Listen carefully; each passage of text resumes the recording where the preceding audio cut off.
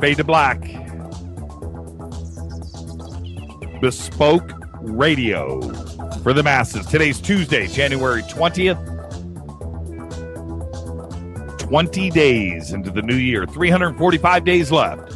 Live from the truthfunders.com studios right here in Burbank, California. Truth Funders, your number one stop for funding of the paranormal, inventions, expeditions, books, documentaries. If you got to get it done, go to truthfunders.com. Do it now. Go support. Find a project that you believe in. Get it funded. That's what we are here for. It's a small community, and we support each other. Truthfunders.com. For KJCR and the Dark Matter Radio Network, I am your oh-so-humble host, Jimmy Church. What is cracking tonight? Fired up. Fired up, fired up. Big salute to the proud men and women in uniform. Tonight, State of the Union is going down with Obama. I've got one of the quotes. I'm going to read it here in a bit, smuggled out from his speech that he is going to speak about tonight on ISIS. I assume some of you are watching the speech and listening to this at the same time. I don't know how you do it, but I want confirmation if he's actually going to spill this out tonight. Interesting. You know, this isn't a political show. It's not. I don't want to go there ever. It's like kryptonite to me. But the State of the Union is so important. But is there a difference between the State of the Union speech from a Republican president or a Democratic president? One day we'll have an independent in there. Is there a difference? All right. Podcast. JimmyChurchRadio.com/podcast. Go to the website. And I got my cans aren't loud. What's going on? Man, you know, I need to have them loud. Okay, I guess that's better. Okay. Podcast, JimmyChurchRadio.com/podcast. Go and subscribe. If you missed a program, you can't listen live, you want to listen to it again, you want to repeat, you want to play it back in the car, let your neighbors know what's going on, your friends at work, podcast, $2. Faders.org. Blowing up, taking over the universe, man. That website, it freaks me out. Become a Fader-Not today. That's what you want to do. You're listening to me right now. You hear all the stuff all day long. Fader-Nots. What's a Fader-Not? Go to faders.org. www.faders.org. Faders.org. It's free. It's fun. Become a Fader-Not today. Let's get this show cracking. I'm fired up. I am fired up tonight. You know, remote viewing is something that, for me, has changed my views on this world of ours. And tonight, Dr. Angela Thompson Smith will be joining us, and I just can't wait. I can't wait. It's going to be a great conversation. Tomorrow, Stuart Swerdlow will be joining us. The Montauk Mind Control Time Travel Program. Follow-up of the Montauk Chronicles that we watched last week. Spoke with Stuart today. I'm very excited about him coming on tomorrow night. So there you go. Follow us on Twitter right now at JChurchRadio. Facebook, YouTube, everything's Fade to Black. Fade to Black, Jimmy Church Radio. You can go and find it. If you go over to the website, JimmyChurchRadio.com, all the links are there to follow, like, and subscribe. Go do it. Get it done. Become a member of the community. Hang out with us. All right? Any questions tonight? You know what to do. Fade to Black. Hashtag F2BQ. You want to hang out in the sandbox with Lou, Method, Michael, Wowo, Les, Patrick, Lori. Lori Brooks is hanging out tonight. Status unknown. Everybody is here right now. It's Wise Frog, Gina. I'm just scrolling through Mark, Jim Bob, Minnie Fang, Wise Frog, Mark Davich. Everybody is here tonight. Jim Kinney is in the house tonight, too, as well. Jack is here. Look at that. David M. Lowe.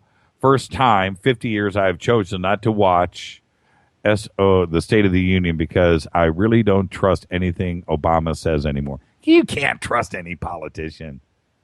Your dad could be a politician and you wouldn't trust him. And your mom, your brother. It's just the way that it goes. They go into politics, government. They go in with the best of intentions. And then you know what? You're 25 years old, fresh out of college. Now you're whatever, city council. And one day in, you are a change. You're done. You go into some, Jeremy May is here. Sir Bear is here. Stallone is here. You're a changed person. You get programmed. They plug something into your head. That's it. It's over. The best of intentions, and it's all gone. So anyway, email throughout the show, Jimmy@jimmychurchradio.com. State of the Union. JimmyChurchRadio.com. You can also go over to the contact page and email us through there. A couple of quick emails. Got a lot of news to cover tonight. I want to get to Angela as quick as possible at the bottom of the hour. I don't want to be late.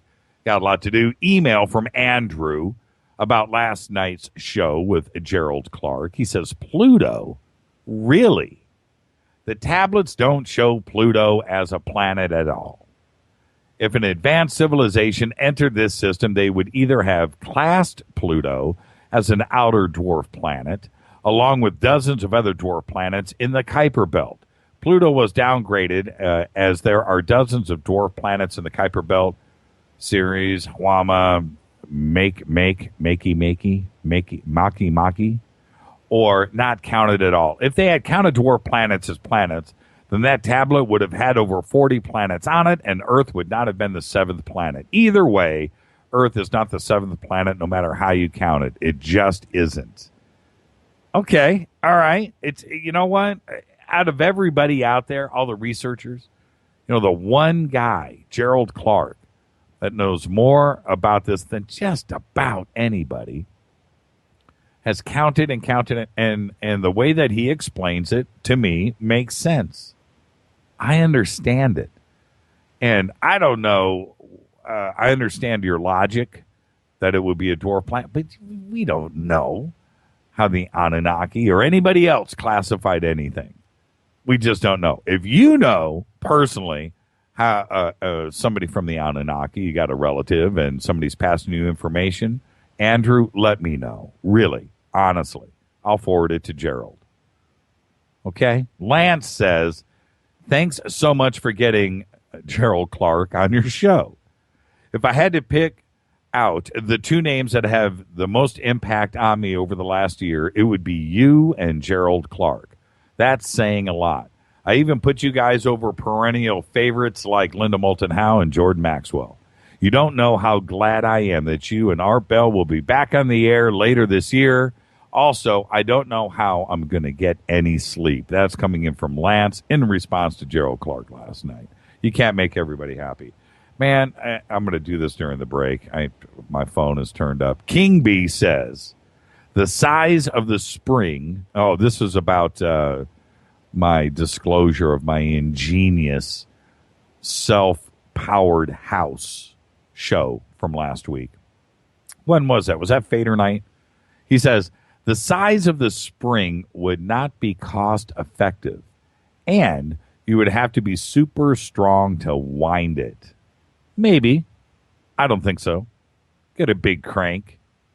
Also, you can gear it. You can gear the wind up too and make it effortless. Have your 2-year-old daughter go out there and crank it up, I would think, if it was geared right. But the size of the spring would not be cost effective. That was interesting, and I like that.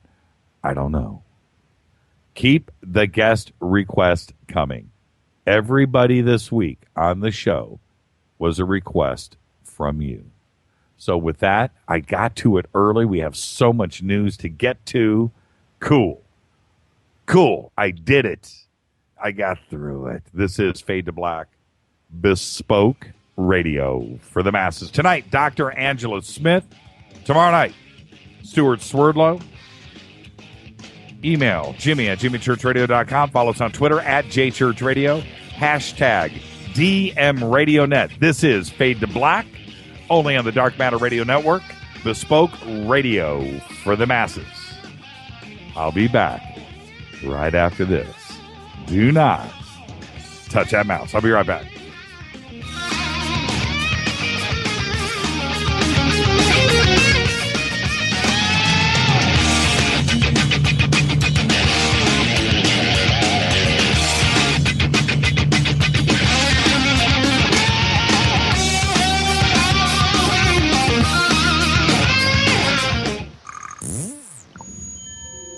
You're listening to Jimmy Church Fade to Black on the Dark Matter Radio Network. What's up, revolutionaries? It's me, Jimmy Church. Do you have an IRS or state tax issue? Well, I did, and I called national tax experts. My problems were fixed, done, fini, and man, I gotta tell you, it was a relief. National tax experts are a recognized tax office that services clients in all 50 states. Doesn't matter where you live. Give them a call. I'm telling you, they take the time to understand each and every client's individual financial status as well as their financial goals. And that's exactly what you need, my brother, when you're taking on the evil three-letter. So, seriously, give them a call today at 1-877-909-5444. Again, 1-877-909-5444, or go check out their website, www.nattaxexperts.com. That's NATTAXEXPERTS.com. Tell them Jimmy sent you. This is KJCR at JimmyChurchRadio.com On the Dark Matter Radio Network.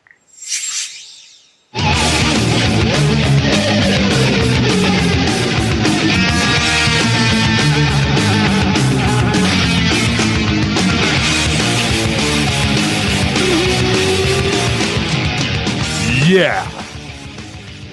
Fade to Black. Bespoke radio for the masses. I'm your host, Jimmy Church.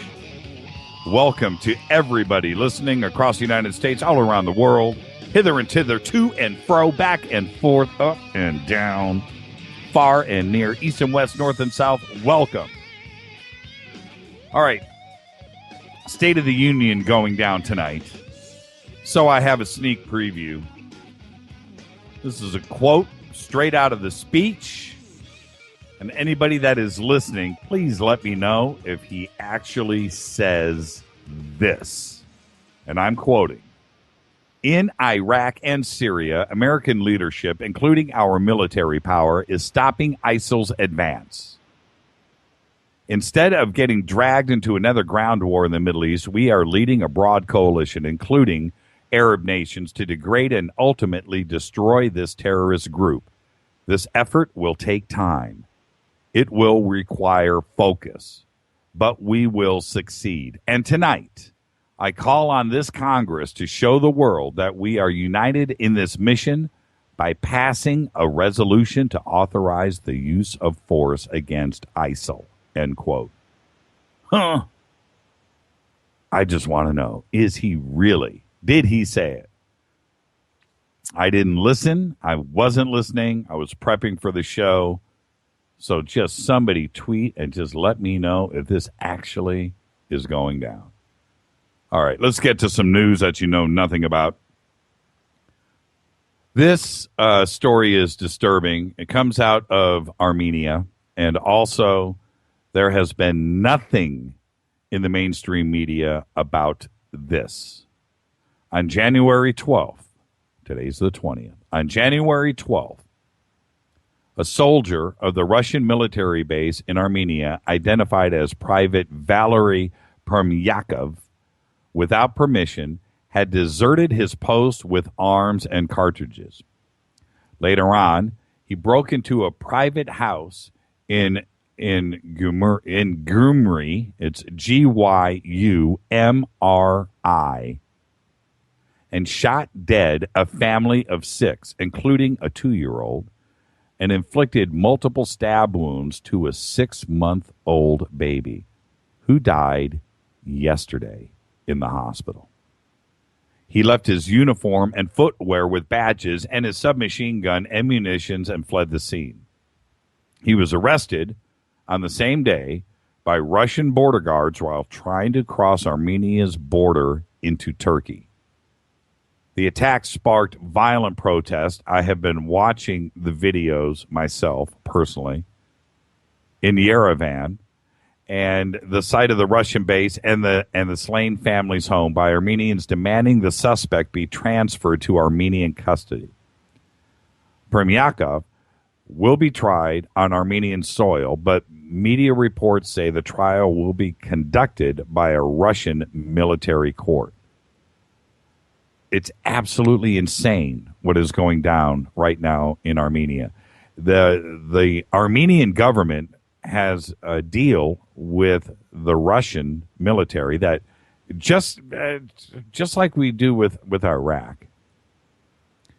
Any Russian military guy that off the base commits a crime gets tried in Armenian courts, and that's exactly what happened here. Except he was intercepted by the Russian military, and he's now being held on a Russian military base. It is insane what is going down there right now. And our mainstream media has not covered a peep about this. The only media outlet that has covered this is Alex Jones. Up in Fresno, California, a retired police officer claims he saw Bigfoot while camping with his family east of Fresno County. John, that's the only name we have, who says he's been a cop for 18 years, said his father and brother were also present when the incident occurred. John and his family went deeper into the woods looking for a good tree to use as firewood when his father requested him to go back to the camp in order to start setting it up. Suddenly, according to the former officer, something caught his eye, and he scanned through a small clearing about 50 yards away. Fearing it was a bear, he kept still, watching it from the distance. It stood up, and when it did, it cleared the height of the bush that was blocking the view of the other half of it. This is a quote. That's when I realized it wasn't a bear I was looking at. The animal then allegedly placed its right hand on the tree while swinging its left arm down by his knees. It didn't stand fully straight. It had a very ape-like feature, and I didn't know what I was looking at. Check that out. Crazy story. Russia will add a new branch. Check this out.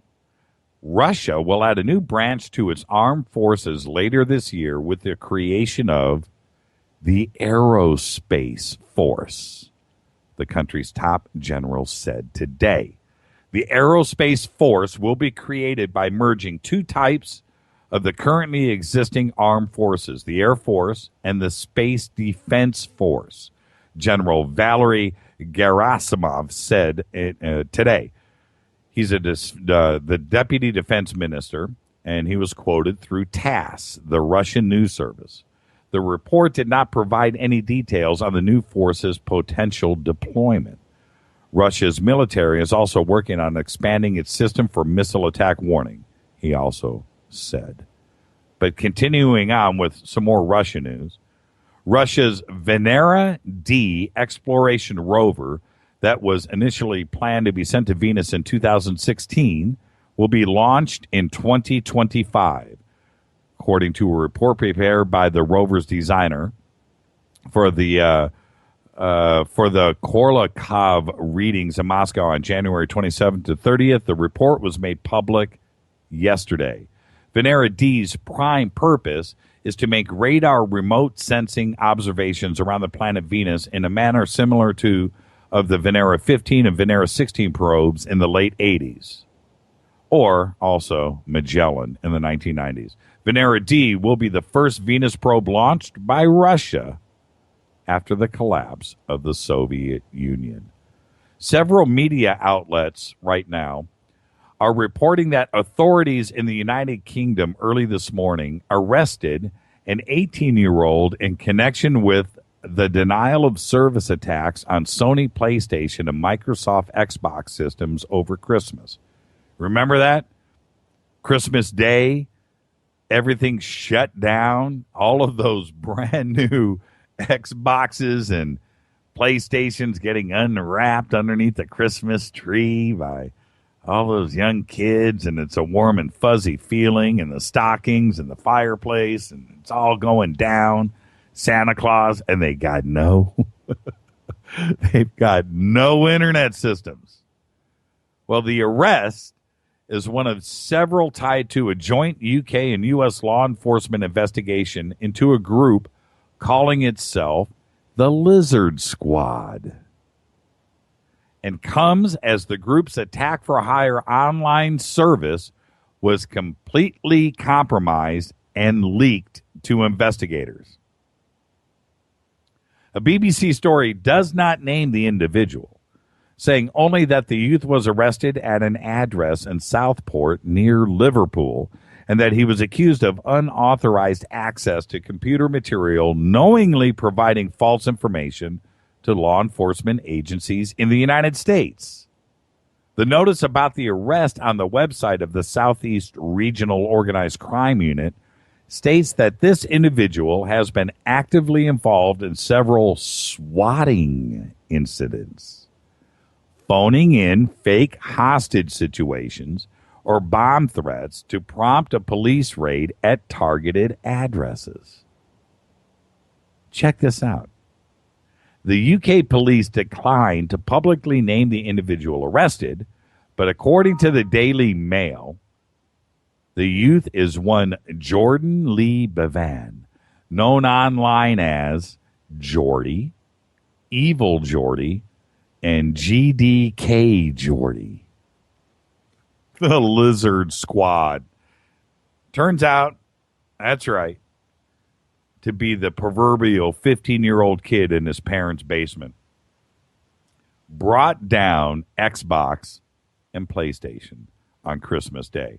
There are right now the new cybercrime and hacking laws that are getting ready to get enacted, and Obama's pushing to get through, and I think he's going to mention it tonight in the State of the Union. I'm telling you right now, if you click on the wrong link at the wrong time, all hell's going to break loose. Be very, very careful about what you do in any kind of chat room, any forum, anything at all. You will be an accomplice, and they're going back to 20 and 30-year-old racketeering laws and conspiracy laws. You will be tied into something that you will have, and the whole trip is with all of this. And I'm going to have more on this tomorrow night. The whole trip is if you get caught, then there's like a 20-year mandatory sentence involved. And all they're going to do, and they're going to pin that on you just because you clicked on a link, and you're going to plea down to some 1-year conviction just to get out of the trouble. But they're coming hard. They're not playing around with hacking anymore. A breached oil pipeline in Montana has spilled as many as 50,000 gallons of crude oil in and around the Yellowstone River. The Bridger Pipeline LLC has yet to determine the cause, but has claimed the public is in no immediate danger. You smell something there? Smell something? Cleanup crews were at work Monday to address the mess, which emanated from a break in the Polar Pipeline system about 9 miles upstream from Glendive in eastern Montana. The Bridger Pipeline said the rupture in the 12-inch steel pipe occurred early Saturday and lasted for 1 hour, dispensing no more than 1,200 barrels or 50,000 gallons of crude oil. The oil has been reported as far as 25 miles downstream from Glendive, according to company spokesman Bill Salvin. Some of the crude is trapped under ice. Pollution is a terrible problem in many cities. We know that. And in China, there's nothing worse than the Sichuan province. And they have now decided to do something about it. But not by cracking down on industrial emissions. Oh, no. But blaming the entire thing on bacon. According to Sichuan official Rao Bing, who was also the head of the Danzhou Environment Protection Bureau, all the things said to be part of the blame for Sichuan's terrible pollution problem, it comes from traditional pork smoking methods to make bacon. Most households in the area make smoked bacon before the Chinese New Year, which will fall on February 29th. But because of the officials' words, local police have reportedly started breaking down pork smoking sites around the city. Other air pollution experts reportedly say that while smoking bacon does contribute to air pollution, very little of the overall contribution to Sichuan's smog problem is due to bacon. Most of the pollution problems reportedly come from industrial smog and vehicle emissions, not bacon. Now,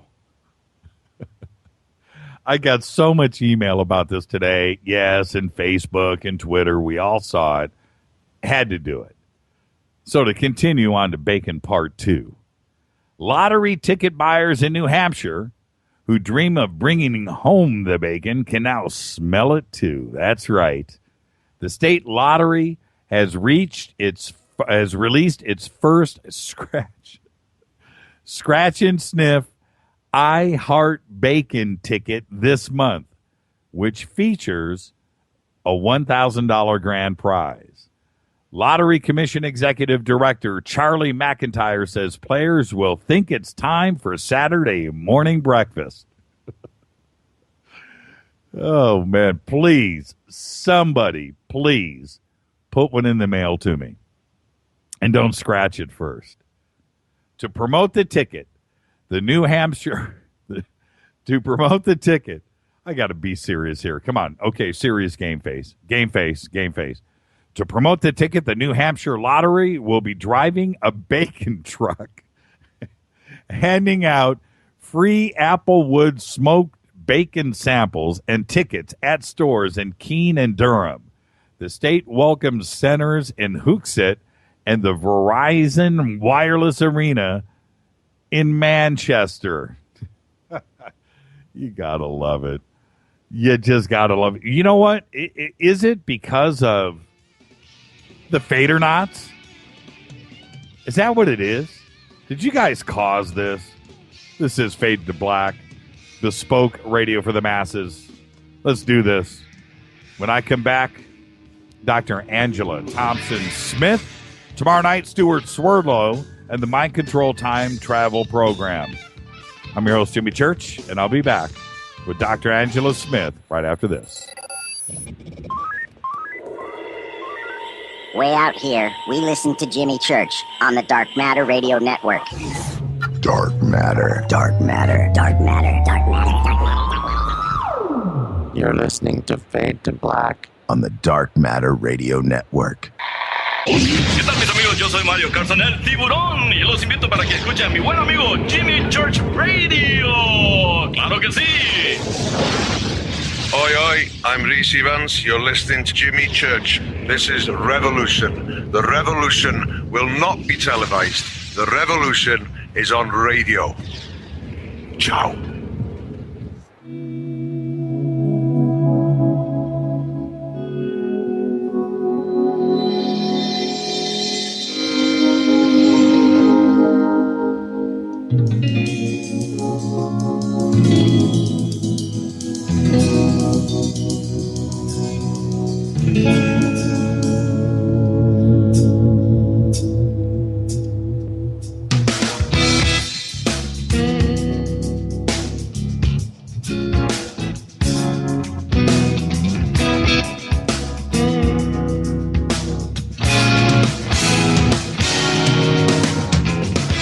right, everybody, welcome back. Fade to Black, bespoke radio for the masses.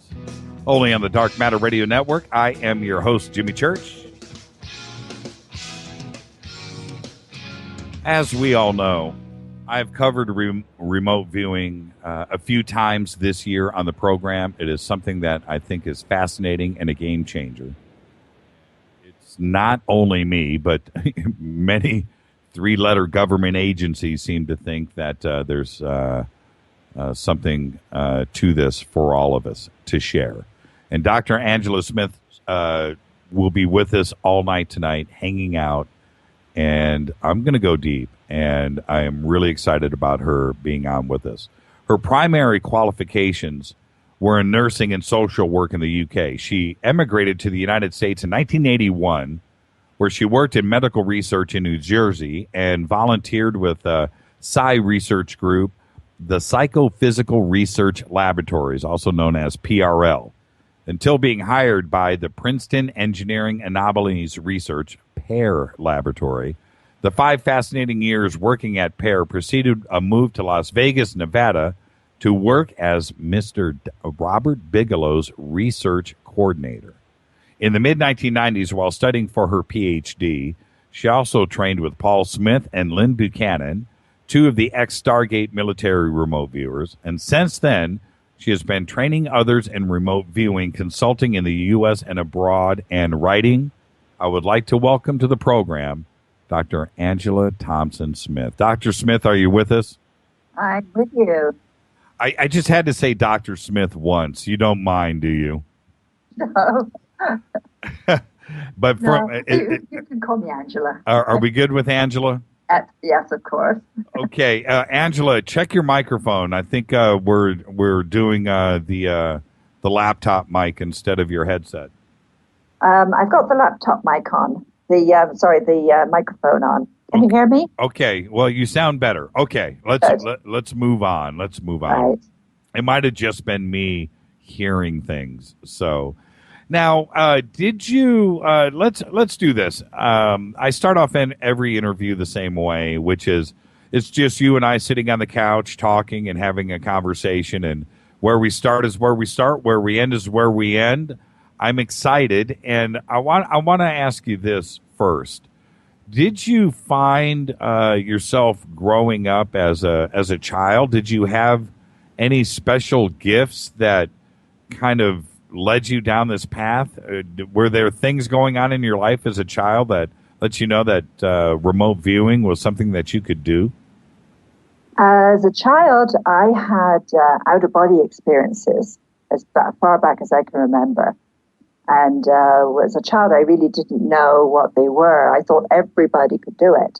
You know, before they went to sleep, they would pop out of their body and go and sit up on the roof or visit grandma's house. And this was something that I could do. And when I asked other people, they said, oh, you must have been dreaming, or it's all imagination. And it wasn't until I was in my 20s that I learned that this was an intuitive ability that I had, that I thought everybody could do. Could you? That's interesting. So as a child, I mean, could you do anything mischievous? Like, could you watch your parents maybe wrapping Christmas gifts in advance?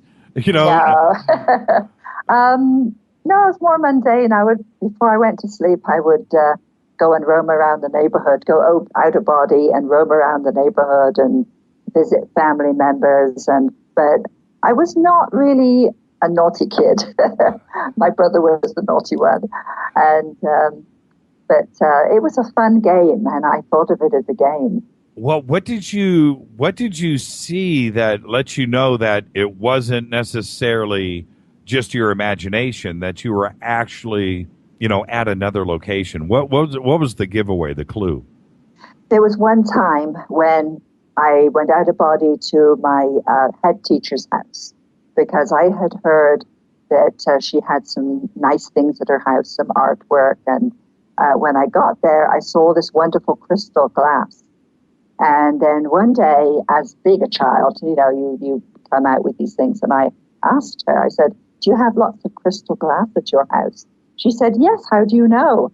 And I told her, well, I dreamed about it, because I didn't know the terms for what I was doing in those days. Right. Yeah, I don't think telling her that you were in the living room hanging out with her would have been a good idea. Yeah.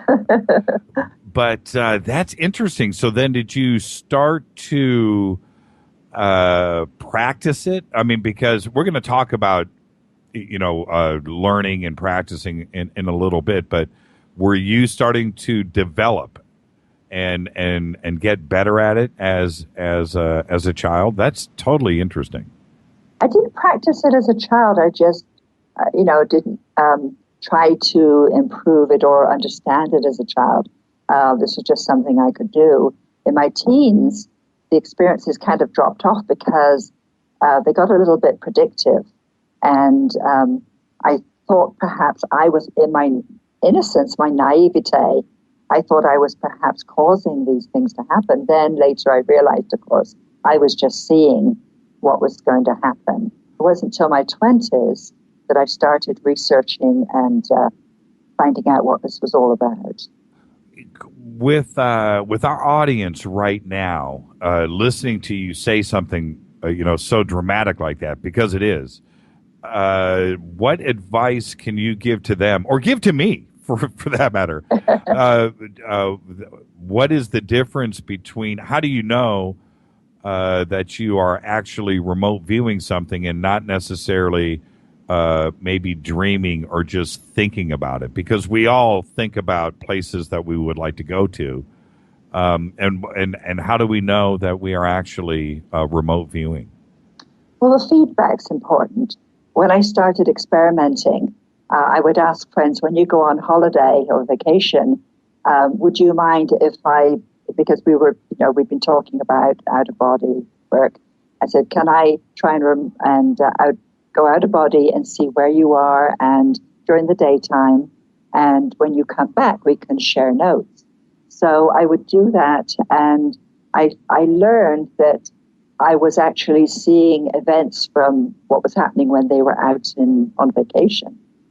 So I was able to confirm that what I was doing, it wasn't until my 20s that I could do this. And I confirmed that what I was seeing out of body was actually correct. One of the things that I find fascinating with remote viewing, and I know, and we're going to talk about Ingo in a bit, but one of the things that I find fascinating is with all of the 3-letter agencies out of Washington, D.C., and their interest in it, has there ever been a situation where a remote viewer has been able to go into a room and maybe read something that was on a piece of paper? There are stories about Pat Price, who was the police superintendent that worked with the group at SRI, and it was claimed that he could go into rooms and into file cabinets and could read file labels and read documents that were actually in the drawers there. That's amazing. Yeah. And how about you? Have you been able to narrow it down to something like that ever?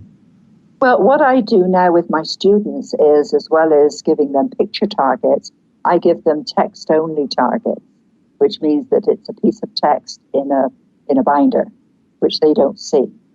And I was doing this as a sort of an experimental thing at first until I went to Sacramento, and I had a young man there, a student, and I gave him an article off from BBC.com, and had printed it out. And it was about a theoretical new concept. And I didn't really understand it myself, but he did such an amazing session that at the end of the session, I understood the article.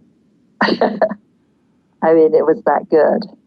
Have you, would you share with us, have you had a moment where it was, I'm not approaching this as a skeptic, but the question is coming at you as a skeptic. Yeah. Have you had a moment with one of your students where you went just holy, just whoa, wait, this is too much even for you? Have you had a moment like that? Quite often, and I have to think because there have been quite a few of them. In fact, there was one actually. I was out in Delaware teaching in November. and I had a young lady teaching.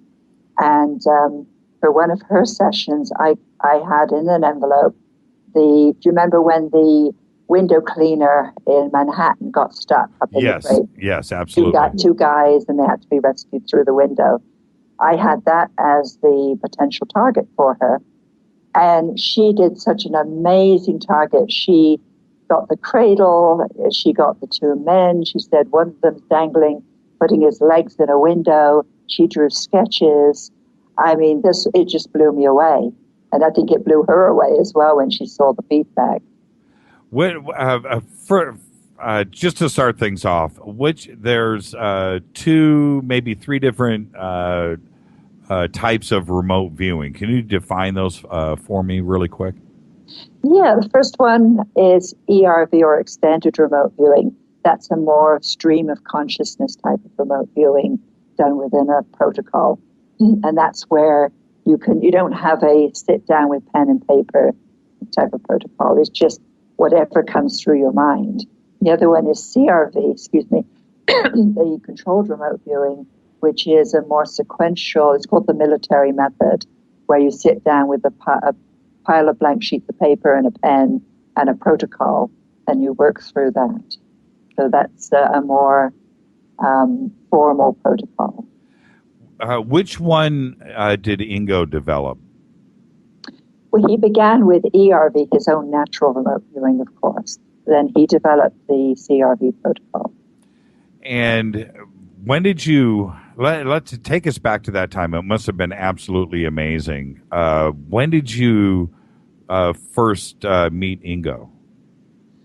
I met Ingo a short time after I'd started working for Robert Bigelow.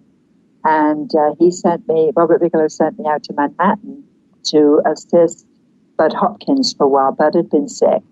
And so I was sent out to assist Bud, answer some of his mail and, do whatever else he needed.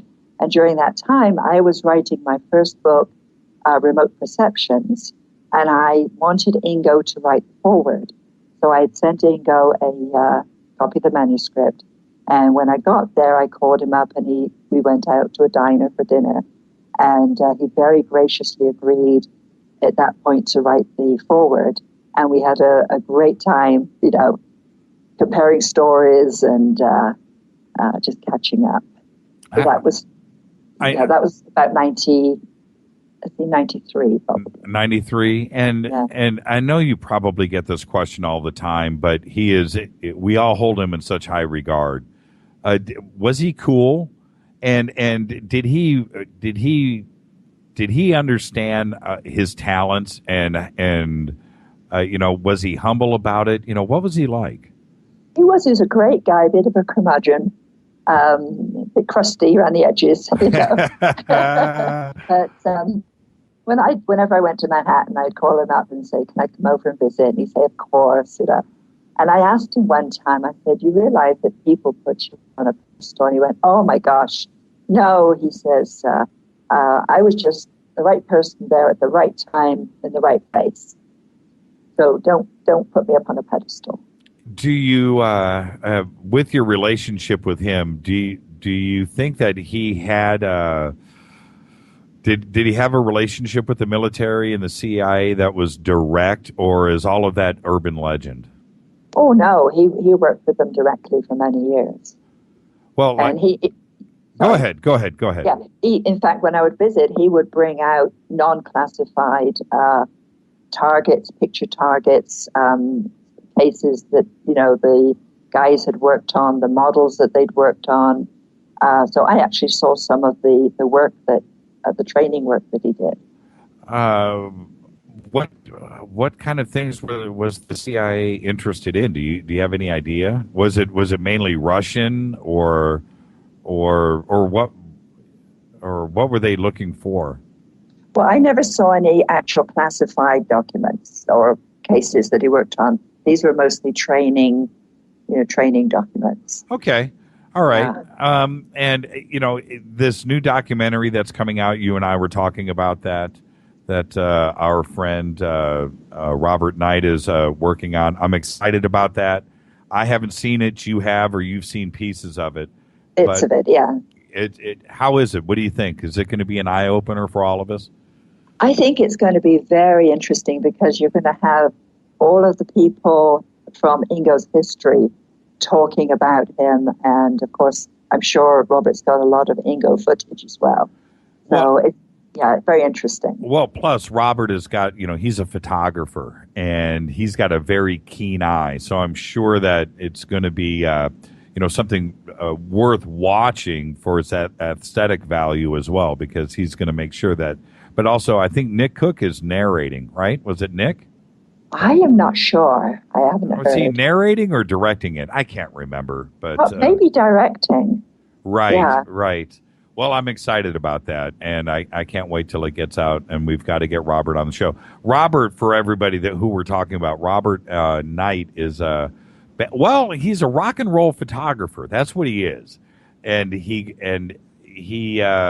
started shooting as a teenager in the late '60s, and was able to shoot Led Zeppelin and Jimi Hendrix and all of that stuff.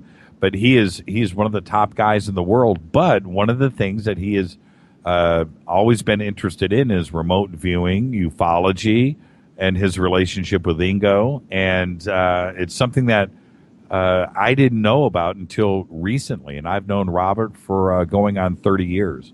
So I know that this documentary is going to be spot on the money. Yeah.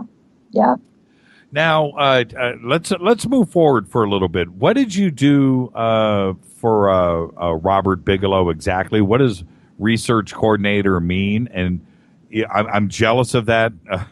I've been trying to get him on the show. He's the toughest. He's harder to get on the phone than my mechanic. And I bet. Yeah, I'm not kidding about that. Yeah. He is a very secretive guy. How did you get the job? Well, of course, I was working at Pear. The funding for my particular job was being faded out. There was a sort of a shift going on at that time, and I was recommended to go out and work with Robert Bigelow because he had this concept that he wanted to set up something at UNLV, the University of Nevada, Las Vegas, similar to the Pear Lab. And then there would be a reciprocal backwards and forwards between the two universities. So my initial role was to go out, and I was hired by Bigelow from Pear to go out and set something similar up. But when I got there, he lost interest. He's a little bit mercurial, he has he's more of a sprinter, or he used to be more of a sprinter with ideas. Now I'm really happy he's found something that he's really got an interest in now, which is the aerospace. But I got hired to work in that initial position. And then when I got there, everything changed. We were going up to Caliente and Pioche, which is north of Las Vegas, interviewing people about their UFO sightings and their abduction experiences. We were running, shows and talks about alternative health at UNLV and other locations. At that time, there was a Roper survey that had been published and partly funded by Robert Bigelow. So we were fielding information from that. 101 things. It was a very interesting couple of years. Can we talk about it? Sure. Okay. I don't want you to get into any trouble, but... Oh, no. Okay. All right. Let's go. He is such a mysterious guy, and you were right there. Did you talk much about UFOs and his interest there? His interest was... he had a strong interest, but he had very set ideas about what they were. That they were definitely extraterrestrial, and the mutilations were extraterrestrial. And he sent me out to Fife, Alabama, to interview people there who'd been having cattle mutilations on their farms and their ranches.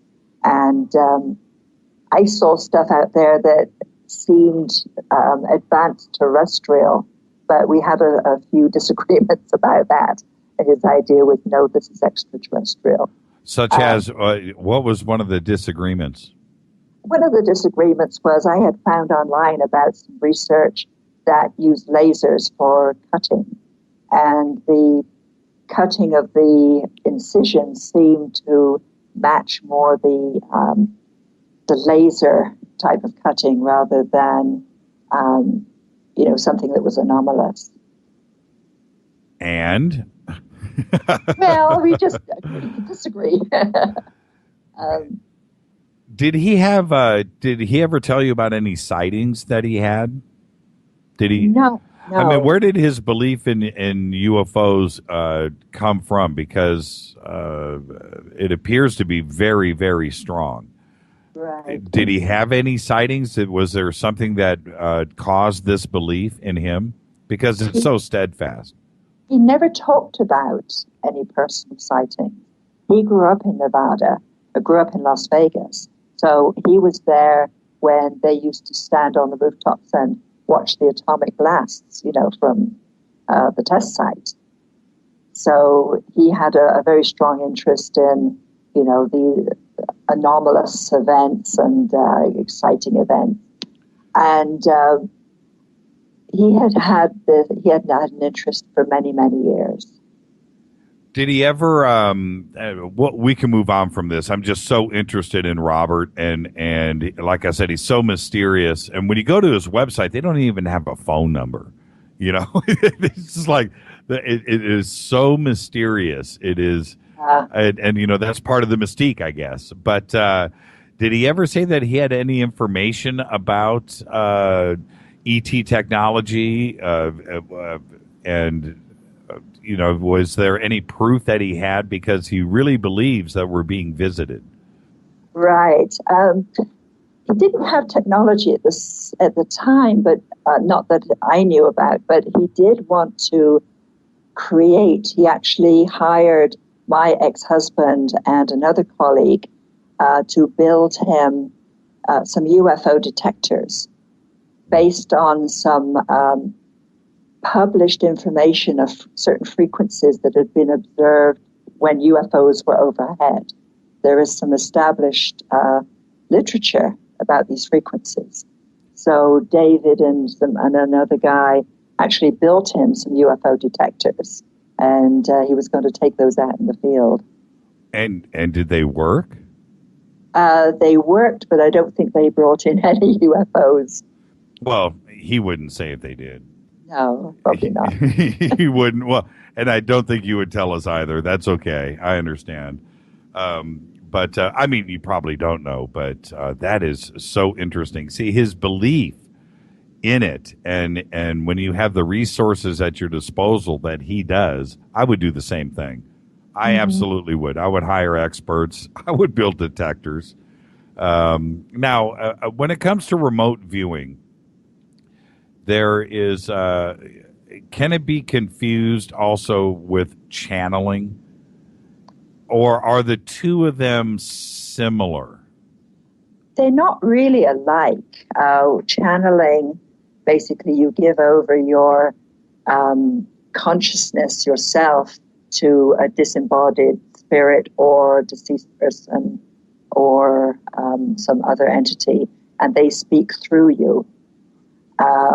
In remote viewing, what you're doing is you're using your intuitive abilities to actually perceive what's at a certain location that's hidden from you. Can a channeler be a remote viewer? Or could a remote viewer be a channeler? There are some channelers who have trained as remote viewers, and I think there are some remote viewers that are perhaps natural channelers too, but the two are different. Okay. And with remote viewing, are you, or has anybody been able to remote view off planet? Oh, absolutely.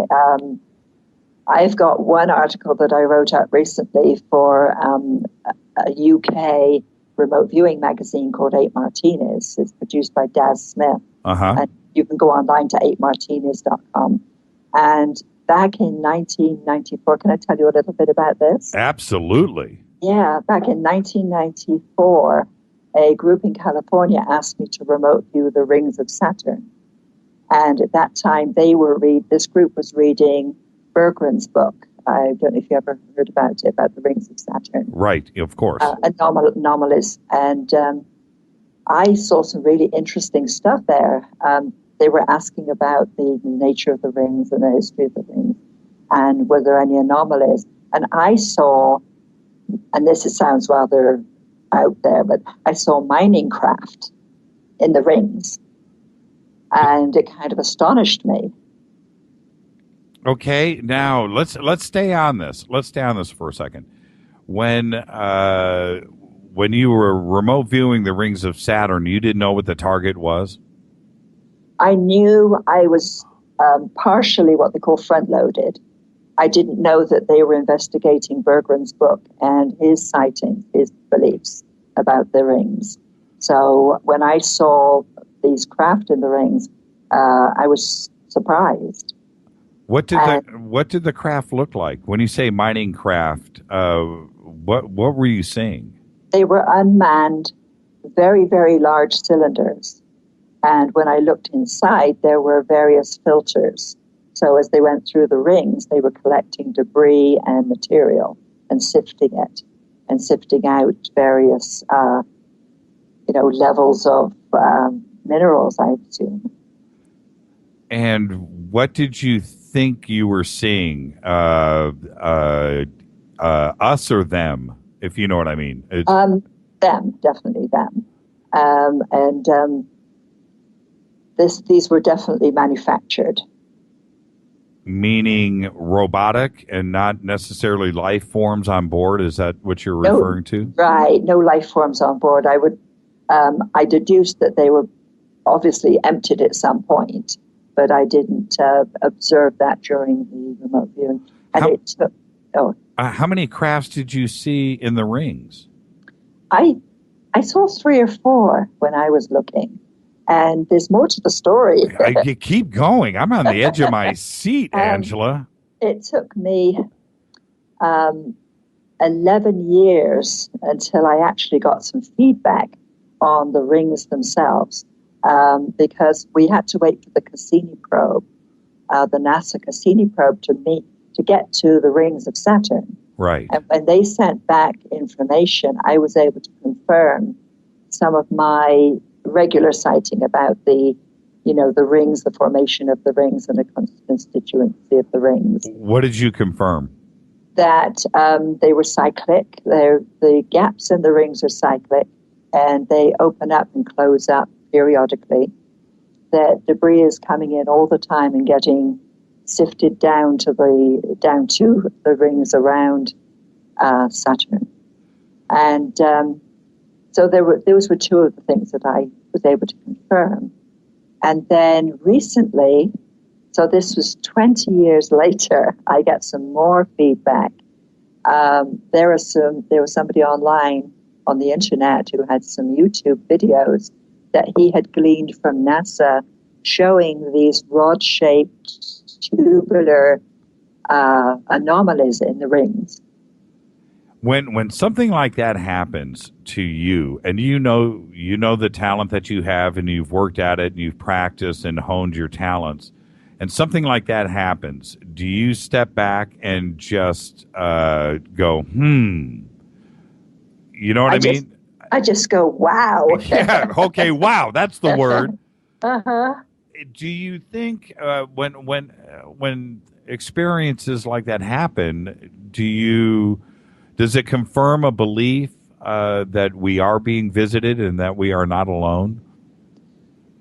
Ever since I was a child, I've known that there were others, just some instinctual, during my years growing up, it didn't make sense to believe that we were the only creatures in the universe, that we were it. And that's rather sad if we're it. Totally, it would be sad. And one of the things that I say often on this show, Angela, is this: with the government and the urban legend that if we got visited, the proverbial flying saucer on the White House lawn, that the earth goes into uproar and religion collapses and the economy and anarchy in the streets. And no, I think the opposite would happen. We would be happy. It's okay. We know that we're not alone now, because if we found out that we were alone and that was it and we were it, that is anarchy in the streets. that is severe depression. And I think you make a very good point. Yeah, because it just doesn't make sense that in the entire cosmos, that we are the only sentient life forms. Can you tell, have you had any other ET type remote views? Well, what I did, you know that I recently published a book with C.B. Scott Jones called Voices from the Cosmos. Yes. This includes a year of remote viewing that I was contracted to work on back in 2006 by a client. And what the tasking was, the project was to try and remote view some ET races and to interview them. And I had no idea how to do this when I was asked to do this project. And I thought, well, what I'm going to do is tackle it the same as if I was going out into the jungle in deepest South America and interviewing a race that knew about humans but hadn't had much contact. How would you interview them? So I went online and I found some interview processes that I adapted. And then using remote viewing and a form of telepathy, it wasn't channeling. I interviewed 18 different races. At first, it was a little bit awe-inspiring, like, this doesn't seem real. But after a while, it became second nature, just asking the questions, getting the information back. And I knew that it wasn't me, because a lot of the information was either opposite to something that I believed or took me by surprise. This is Fade to Black on the Dark Matter Radio Network. I'm your host, Jimmy Church. We are talking with Dr. Angela Smith, remote viewing. Dr. Smith, Angela. I said Dr. Smith again. I can't believe I just did that.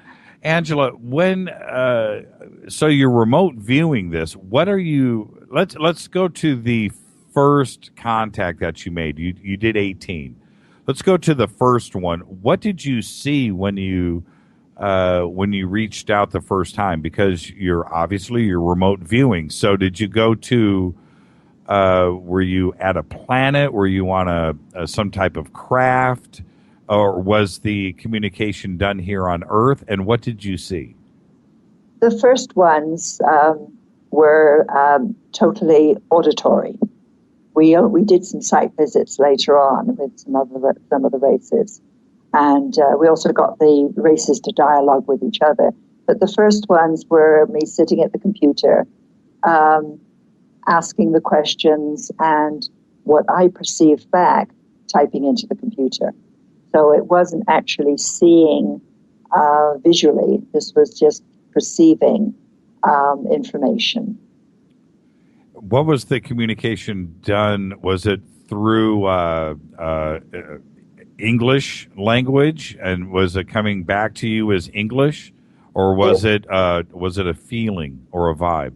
No, it was all in English. And what I wrote about in the book was, this is not the best, because I don't know alien language.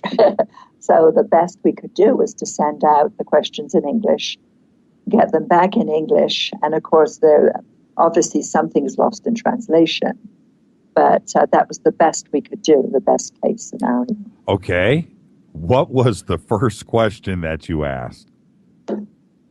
Well, the first questions were, is there anybody out there that would talk to us?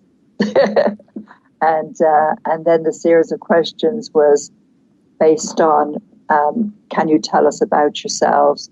What do you do on the craft if you do travel with the craft? And it was a whole series, ranging from what they did as a job, basically, because some of them, the Greys, do a lot of the taking and replacing. I don't like to use the word abduction, but taking and returning, and the genetic testing. And I spoke to the the lizard type people, and they didn't want to talk to me, but I persisted with them, and they told me, well, our job is to pilot the craft, not to actually drive it, but to tell the pilots the star maps and where to go. I'm not going to let you go. We're going to stay right on this, if you don't mind. Sure. The website is mindwiseconsulting.com, and is the book available there? The book is available either on Amazon or through Headline Books, and I also have some signed copies myself. Absolutely. Okay. So you asked, it's mindwiseconsulting.com. You have asked an ET race about their jobs. What kind of a response? Did they understand what you were asking when you pose a question like that? And what was the response? Well, it wasn't voiced as what's your job, as what do you do? How do you do it? Where do you do it? So these were kinds of questions that we would ask of an indigenous race that we wanted to find out a lot of information about. These were set questions. And when you read about them in Voices from the Cosmos, it sounds a little bit repetitious because we asked the same questions of each race. Sure. But the answers that came back were very, very different. Such as?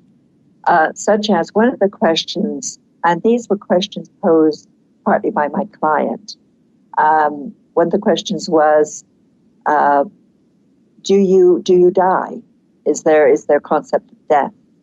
And for example, the Nordics say, we don't know death because what we do is we can translate into another body. We can send on a thought form and we can go into another body. So if our body's damaged, we don't have to die. There's another form for us to go into. Some of the other races, they said, no, we don't know what death is. We just go on. Did any of the races say that they were here with us? They fall into several categories. There are some races that don't visit Earth. They're just out there in the craft. Some that are visiting here temporarily. Some that live, there's a species of gray called the oranges that live under the Earth. So they're here permanently on the Earth. And then there are a whole range of others that Nordics and hybrids that actually live here on Earth and pass as human. The ones that stay on the ships and don't come down, is it because of our atmosphere and they they can't maybe breathe and hang out without using, is that the reason why they stay on the ships? They didn't give that as the rule. Generally, that was their lifestyle. They just travel on the ships. Okay. Were you, did you become friends with any of them? Did you have open dialogue? I had open dialogue towards the end. In the beginning, we were asking very set questions, doing it in a very methodical way. Towards the end, I was able to introduce some of my own questions and, of course, do remote viewing site visits. And one of the races that I visited with were, we had been told that there was a race on Mars. So my client said, why don't we go visit them? So I did a remote viewing. And when I got there, what I got back was, when are the humans coming? This was back in 2006, because they had perceived that we were sending these probes, and they perceived them as gifts for them. Oh, right on. And we're taking them apart, and until they realized, hey, these are not gifts. They're Are you serious? That is No, that's what came through. what Yeah. and that sounds real. That sounds logical. That makes sense. And that is so out of the box that's exactly what probably the response would be. Yeah, absolutely. That is fascinating. Let's come back to Mars. And also I want to ask about some of the other things that you saw. But you said something interesting. Just go with me on this. Right. When your dialogue starts, you're getting close, and you're able to again maybe ask questions outside of the box, and that wouldn't be part of your status quo list in front of you that you've been asking over and over, and now you're asking your own stuff. And if it was me and I was able to do that, I would do you wear makeup? I don't know. Do you use deodorant? I don't know. I would go there. What were some of the questions that you asked yourself? Well, we were asking them about whether they had music and dance and culture. And some of them later. Yes. There was one, I think it was Valerian, said,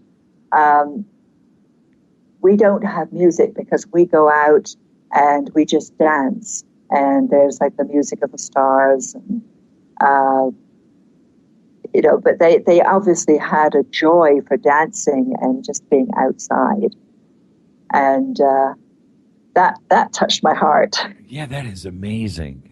Did any of them have any humor? Any jokesters? Well, they lied. Oh, there you go. Okay. And I know, obviously, and some of them wouldn't answer, such as the reptilians. There would be no response, or we're not going to tell you. I'm not going to tell you. Tell me an ET lie. What did they lie about? Some of them were saying, well, we don't come to Earth, whereas there have been documented cases of that type of ET actually coming to Earth and being seen and documented. And did you call them out? I didn't want to get too confrontational. Sure. Because, the interview was based on goodwill, and we always told them we were asking them with respect and as ambassadors. And so I really didn't want to get into confrontation with them. Did anybody disclose, any of the 18 races disclose the possibility of them being here in the future, near future, out in the open dialogue, and just come down and come to Earth and say hello? Sadly, the ones that we talked to, I mean, that would be wonderful, and that might be a possibility in the future. But the majority of the races that we talked to, their common thread was humans are limited, and they haven't reached the point yet where they will be welcomed into something like the Confederation. And there was it wasn't a looking down on humans. It was just like, you're not ready yet. Were you? Did you find yourself defending us? Yes. We're okay. We're not that backwards. We're open to this. It's not what you think. I mean, did you find yourself in that position?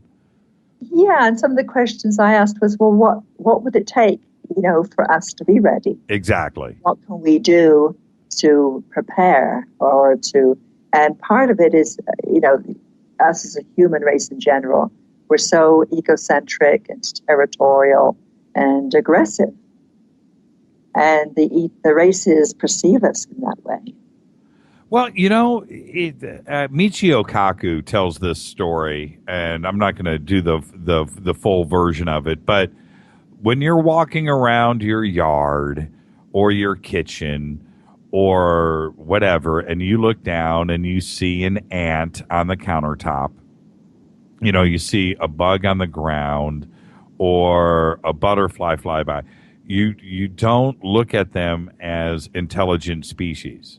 It's not like, you want to stop and go, hey, I'm going to teach you how to build a nuclear reactor. we're going to advance the ant race, and you guys are going to be in cars because we know they can't. And is that you think that is the way that ET is looking at us? Like we are just way, way below them, and the teaching of us would just be impossible? I think partly. I think that there's that they've been around. What they told me was that they had been around most of the races before we were even here. And they would be here long after we might be gone. So they considered themselves co-inhabitants of the earth, co-visitors to the earth. And rather surprised that humans considered that the earth was theirs. That was the concept that came. Interesting. Like that they were almost talking down to you? Not talking down, just sort of explaining. Yeah, that we're just along for the ride, and they were here before. They're going to be here after. Enjoy it while you're here, and not to be surprised. People say, "Oh, there was a UFO over us." Well, don't be surprised because they come and go, and they've been coming and going for centuries. Did any of the races get technical with you? Did they talk about propulsion or how they got here and where they came from?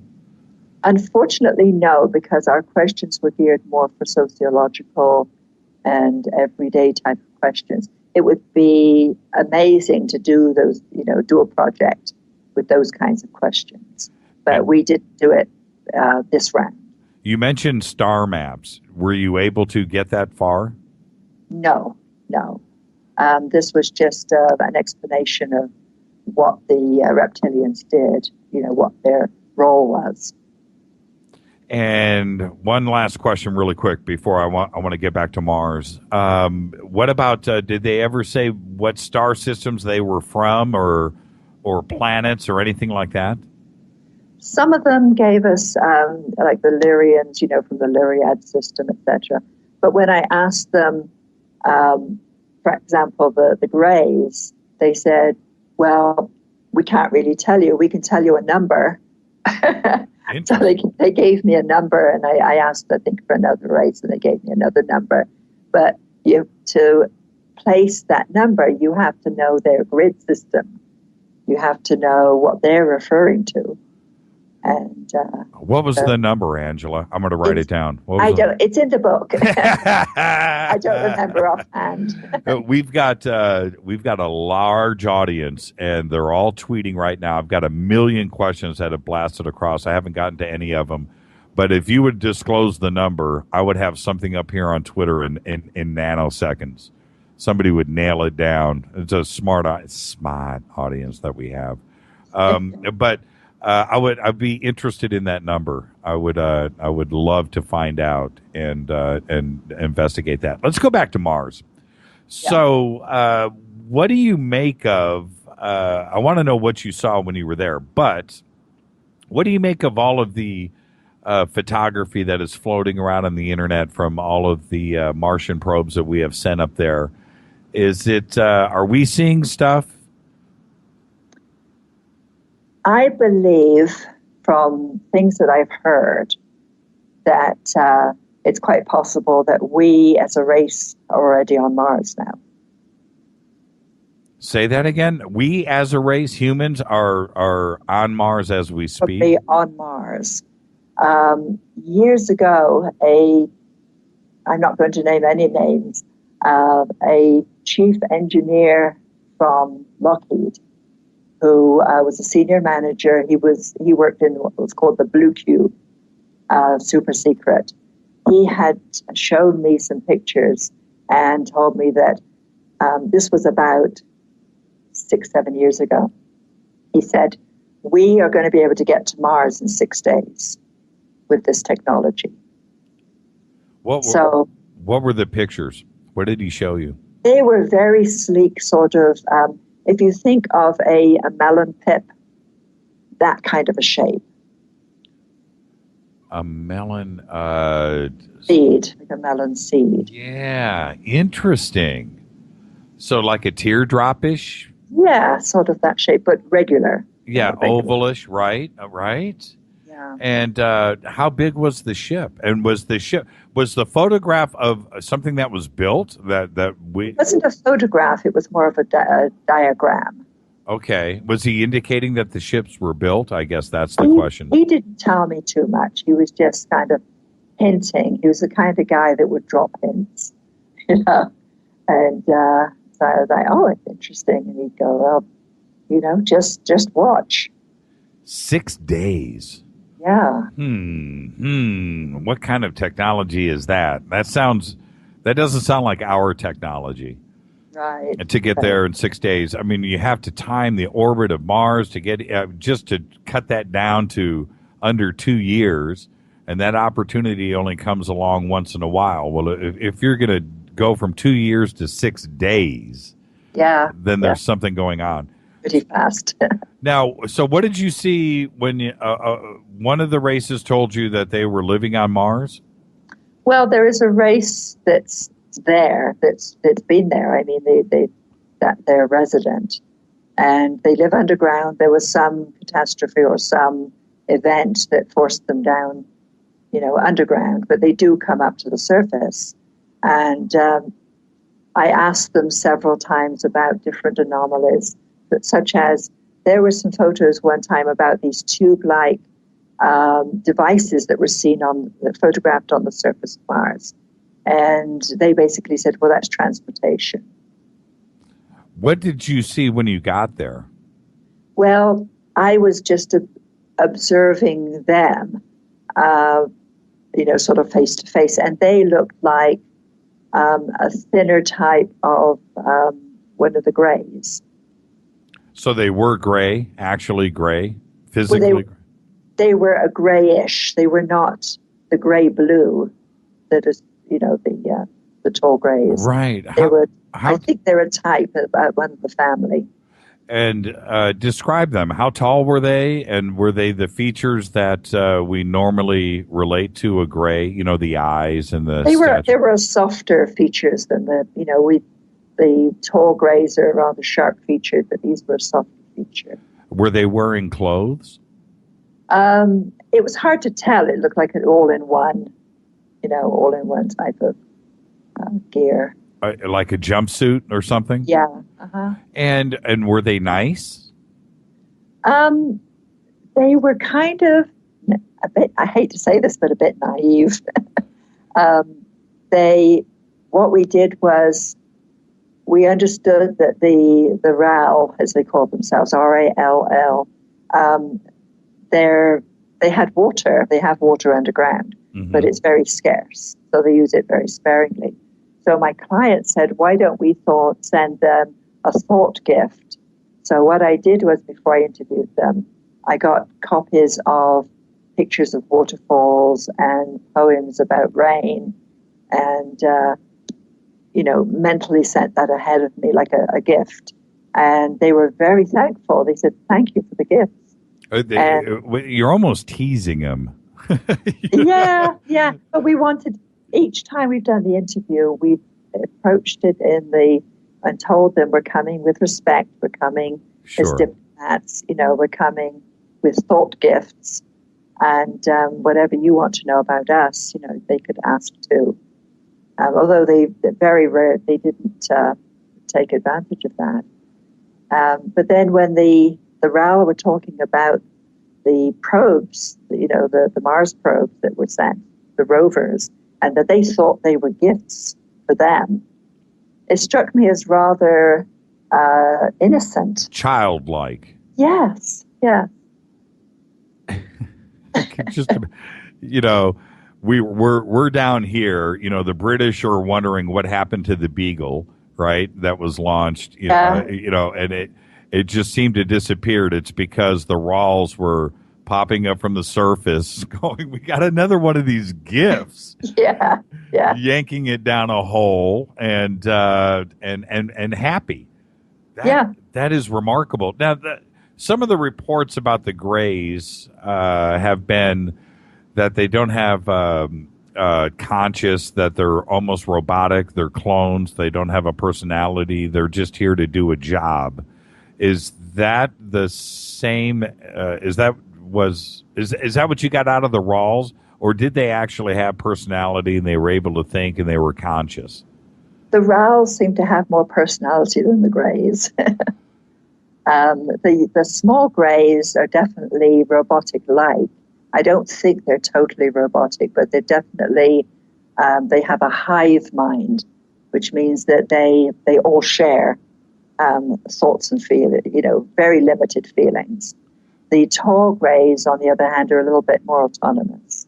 Somebody just shot me a quick email. I want to this is totally off subject, but how well did you know Pat Price? I never met him. You never? Did you think his death was suspicious? Very strange. I asked one of the members of the team, Russell Targ, one time, because I'd heard all the stories about what happened to Pat Price at the end, and I asked Russell Targ, and he said, I was at the funeral, and that was Pat Price in the coffin. But that's, that was from Russell Targ. But there are stories that other people had seen Pat Price after his death in shopping malls in Maryland. So who knows? Interesting. And he was one of the original students of Ingo Swann, wasn't he?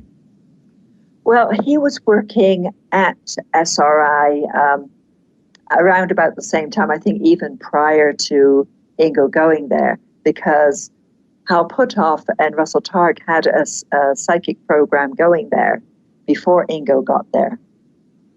There already was something in place. Were you at Fort Meade yourself, too? Oh, no, I was never in the military. Okay, so, No. Well, you didn't have to be in the military to be on the program, right? In the research program? They did have some civilians towards the end, but I came along after the fact. What was really interesting was I was working at PAIR for 5 years, which I've learned since was the civilian equivalent of the military unit.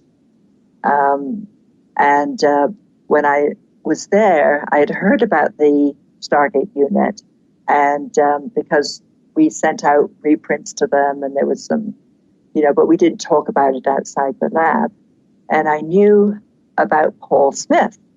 I knew the name. Mm-hmm. When I came to Las Vegas and started my job here with Robert Bigelow, I went to an evening group, which was a psychic get-together, and met a gentleman there, David Smith, who eventually became my husband. And I was talking to him one day about what I did at the PAIR lab, and David said, this was very early on in my time here in Las Vegas. He said, well, my brother does something like that in the military. And I said, well, what's your brother's name? He said, it's Paul Smith. So I said, well, I know that name. So at the time, I was doing some remote viewing consulting work for Ed Dames and SciTech. Mm-hmm. When I talked to Ed, I said, do you know Paul Smith? And he went, maybe. I said, well, I think I'm dating Paul Smith's brother. He said, no. He said, that's too way out of the box. But I'll ask Paul when I see him. And indeed, I was dating Paul Smith's brother. Synchronicity. I know. That is just strange. Well, let me ask you about some of the characters, and I say that with the kindest of intentions. But Mick Monagle and Ed Dames, were you able to hang out a little bit with them? I've hung out with Ed. I've known Ed since the early 1990s. Joe, I've never really hung out with. We've never really hit it off, I've met most of them in the field, except for some of the military unit that retired before I came into the field. And there's still a lot of ego. You got to remember, these were warriors. Sure. And, colleagues, but also competitors. Yes. You and I were talking. You don't mind if I bring this up. It was a private conversation that you and I had. But ego does come into play with I'm going to say you guys. Ego does come into play, doesn't it? It does, because now that the guys, most of the guys are retired from the military and they've got businesses, we're out there teaching and consulting and doing other work. And there obviously is a little bit of competition goes on. I lost you for a second. Okay. You said some competition goes on and then it dropped out. There is quite a lot of competition, but I like to work in cooperation rather than competition, and doing joint projects with other groups. And when you say competition, do you guys ever hang out in like some secret place and challenge each other? Is it actually like that? And I'm sure that it gets to that point. Well, we have the IRVA conference every year, and there's a little bit of friendly, talk from time to time. But I'll tell you one interesting thing. And I know I'm on the air, so I got to be careful what I say. It's just you and I, Angela. It's just you and I. Don't you worry. Sitting on the couch chatting. Yes, right. A couple of years ago, we had Ed. Ed has been invited quite a few times to come to the IRVA. This is the Remote Viewing Conference, the International Remote Viewing Association Conference. And he gave a talk. He was answering questions. He's a very smart man, and he was able to turn around questions pretty neatly. And then he said, well, I and my colleagues have a song we sing about IRVA. And he started to sing this really rude song about IRVA. I'm sure the guys in the military did this all the time to each other. But Paul went up on the stage and said, now, Ed, you came here. We invited you here in good faith. And, now, Ed. A taste of the kind of right, and the teasing sort of thing that went on between them. Who do you look up to? When we look at the remote viewers that are run, is there one that has an immense amount of talent that you look up to? Well, Ingo, of course. He's passed away now, but right. Ingo was an amazing individual, and not only a remote viewer, but a tremendous artist, writer, and thinker, philosopher. So I really valued my time with him when I went to visit. Paul Smith is my teacher, and I think of him as the gold standard for training. And what I do now is when Paul comes to train locally, been very privileged to be asked to assist him with some of his students, the monitoring. Right. There are some very amazing women coming along, Laurie Williams and Teresa Frisch, who were trained by Lynn Buchanan. And they are also great remote viewers as well as teachers. So there's a whole new generation now coming up that are very talented and very proficient. When you say training, and I think of, because I'm a musician, so I'm thinking about a guitar player just playing the same scale 8 hours a day. A violinist, a vocalist who is working on scales and pitch, because that's the only way you get better is sweat and barnstorming and just going at it. So what is it that you guys do to train to hone your skills? first of all, you have to, and it's very much like musical or math ability, that there's a range of natural ability that people come into training with. I take people even who have a little bit of ability, because there are certain protocols that you could be trained in, such as CRV, the controlled remote viewing. In fact, I've been teaching a class this week, and we're on the second day today.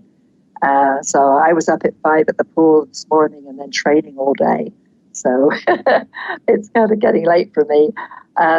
But there is a protocol, and if you follow the protocol very carefully, you can acquire, it's like doing your scales.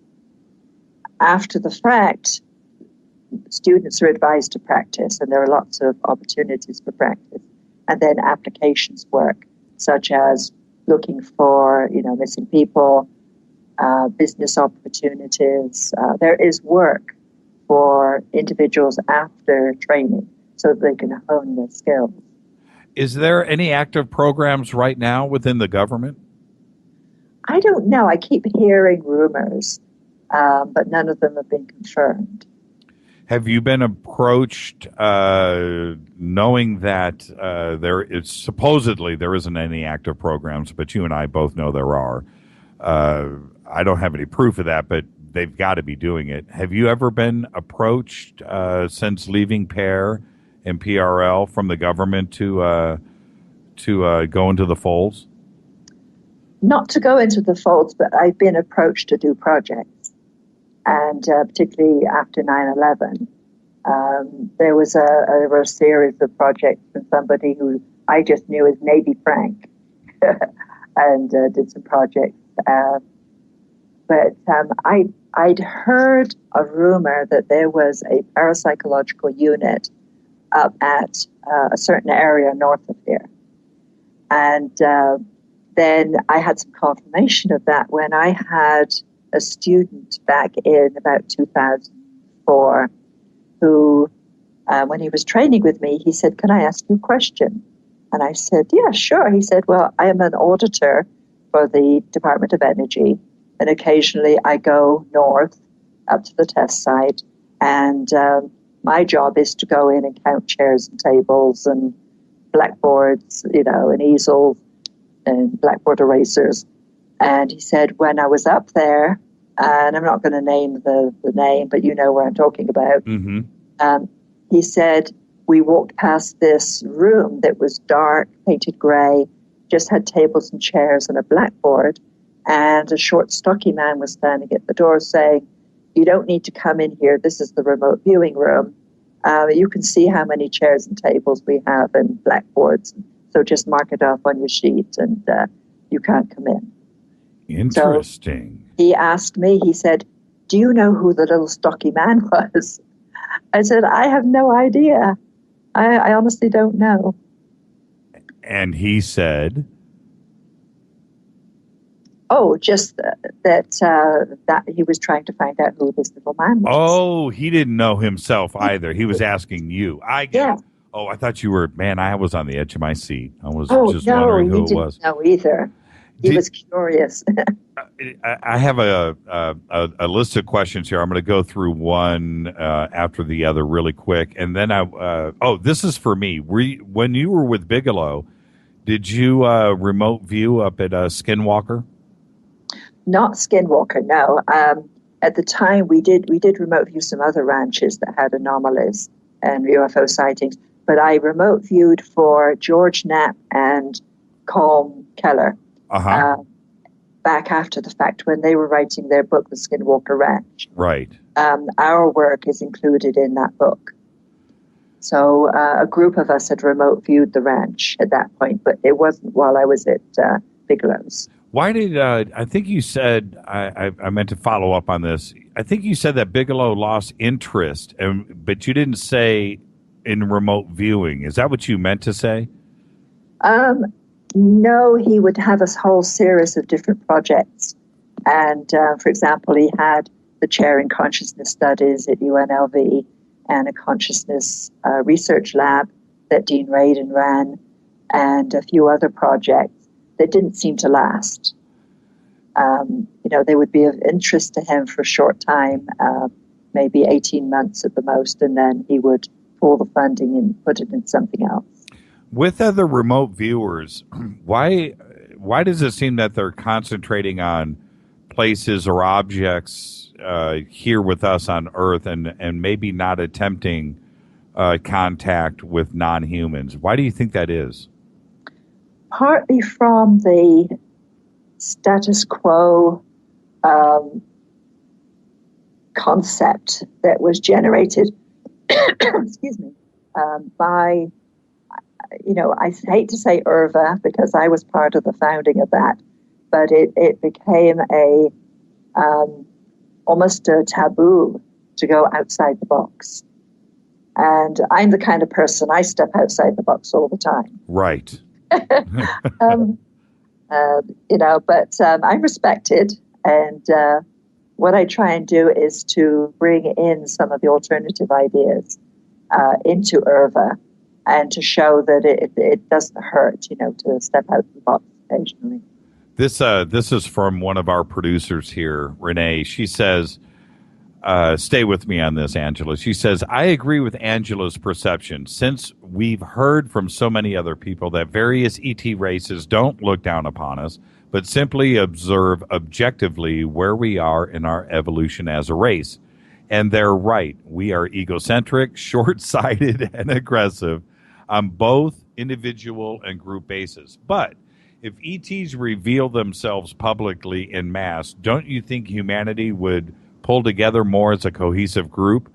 Would it, which would mean that our individual egos and aggression would be minimized in order to present a united front towards another sentient race. Someone who would be capable of communicating with ETs should explain this to them, that their openly presenting themselves to humanity would only be helpful to get us to grow up and behave. I agree in part. Look how we treat other human races. Would we treat an extraterrestrial race any different? I don't know if it's as clear cut as Renee has said. There would definitely be of an interest, but you'd also get some xenophobic individuals who would, want to go in with, like Rambo type guns blazing and, get rid of the Greys, if it was the Greys. So I think it would be a mixed reception rather than a united reception. Sure. If I'm on the outside looking in and I look at planet Earth and I'm ET, you're going to get shot at. Just, yeah. I mean, what other example do they have? Any given day of any given year, there's war on this planet. I mean, yeah. bad places that you just don't go to. And I would totally understand that frame of thought. I, as a human being, there's places I wouldn't go on planet Earth. Yeah. I think if there is contact, Earth, human ET contact, has to be done very quietly, very carefully, very diplomatically, and very gradually. Is there contact right now with world leaders that you know of? I've heard rumors of that, but I don't know for sure. Okay, you didn't converse about that specifically? Well, some of the questions were are you working with world leaders? And the answers that came back from some of the groups was, we are there in an advising capacity. Did your client, I meant to ask you this, did your client, when you were doing this communication, did your client ask about any specific events like Roswell? Was that an actual crash? Did your client get into any of that? Were they able to confirm or deny any of the seminal UFO events that have happened here? Rendlesham Forest, for example? Not really, no. You have to remember, this was like a pilot project almost. Right. Nobody had ever, as far as we know, nobody had ever done this. And we did this for a whole year. We were also doing other projects in between because I worked with this particular individual for 9 years. Right. A businessman in Manhattan. And so the questions we asked were a lot that were of interest to him specifically. And but we didn't really get into anything, too many current event type questions. And at the end of the year, the client got a little spooked and said, let's drop this and get back to business. It sounds like a movie. Man. You need to be working on a screenplay. I'm not saying that to be funny. No, I'm not saying that to be funny at all. Okay. Yeah. Who is Captain K? I don't know. Okay. I'm not sure who that is. This is a question in Twitter. Who is Captain K, and can we talk to Captain K? Okay. I don't know who Captain K is. Okay, Nancy, tell us who Captain K is, and maybe we can close in on that a little bit. Okay. Did you ask in your communication with the 18 races, did you ask them about the Earth having a shield or maybe being a prison? No, we didn't ask about that. Okay. Well, I guess the there's so much talk about that, about what Earth is and what isn't, and how do they look at Earth? Do they look at Earth as being one of many planets that they visit, or is Earth kind of an exclusive situation? Are there other Earths out there? They did talk about other places they went for resources. They visit the Earth for water, for minerals. They're coming and going all the time.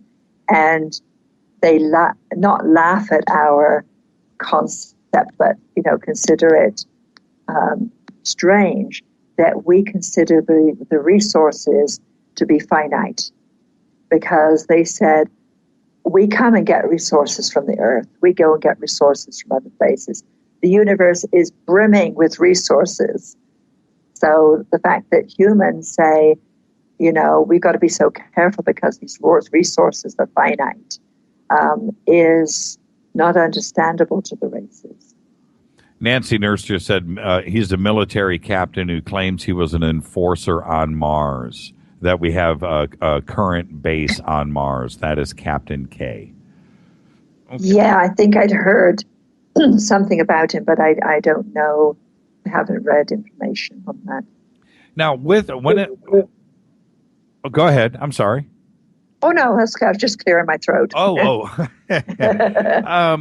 When it comes to remote viewing, are you able to turn it off and turn it on at will? In other words, can you punch a time clock? Okay, now it's time to get down to business. Or do you have to focus? Do you have to meditate? Or do you go in? Can you just do it when you need to do it? I basically do it when I need to do it. It's not something that you can keep turned on all the time. Because you go crazy. I'll be walking around with information coming in all the time, and you can't do that. No, what I do is, I have intuitive flashes from time to time about certain events or people, but it's just very spontaneous. When I remote view, I sit down with a specific project in mind or a specific question in mind to work on. So for me, remote viewing is work.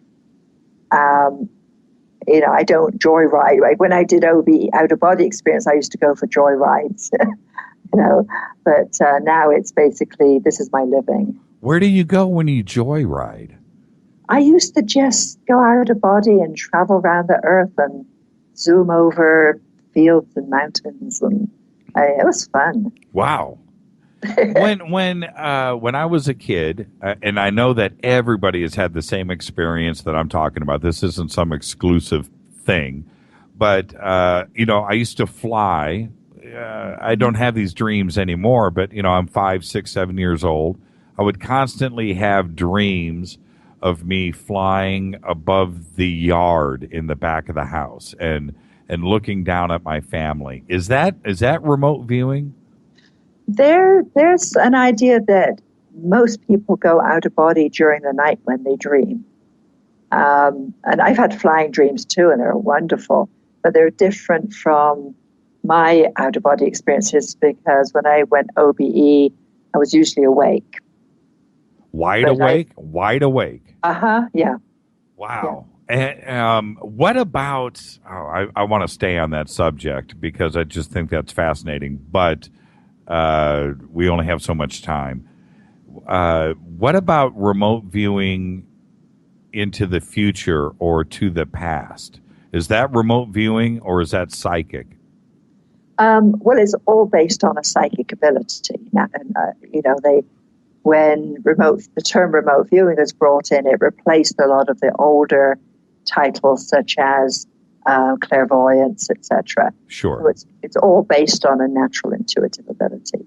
So when you're remote viewing the past or the future or the present, it's still within remote viewing if it's done within certain protocols. Anything outside those protocols is thought of as just psychic. But just being psychic, I think, is wonderful. Well, have you remote viewed in the past or in the future? I've remote viewed the past and just to look at some enigmas, things that were puzzling me. Such as? I used to be, when I was younger, very religious. I'm more spiritual now than religious. So some events, and I also taught this to some other people in fact, I had one student, he wanted to remote view the resurrection of Christ from the tomb. And, but he wasn't able to. So this was a joint project I did with a student. And every time he sat in the tomb waiting for the flash, he would find himself out in the garden again. So was never able to remote view it. So things like that, those kinds of enigmas. Why? Okay, that's the first choice, I think, for everybody. If you could do that, you would go to the resurrection first, or, go pull Jesus down off the cross before he got, killed or before he died. Or, go to Giza and see how the pyramids are constructed. Yeah. Why do you think the resurrection was constantly taken out of play?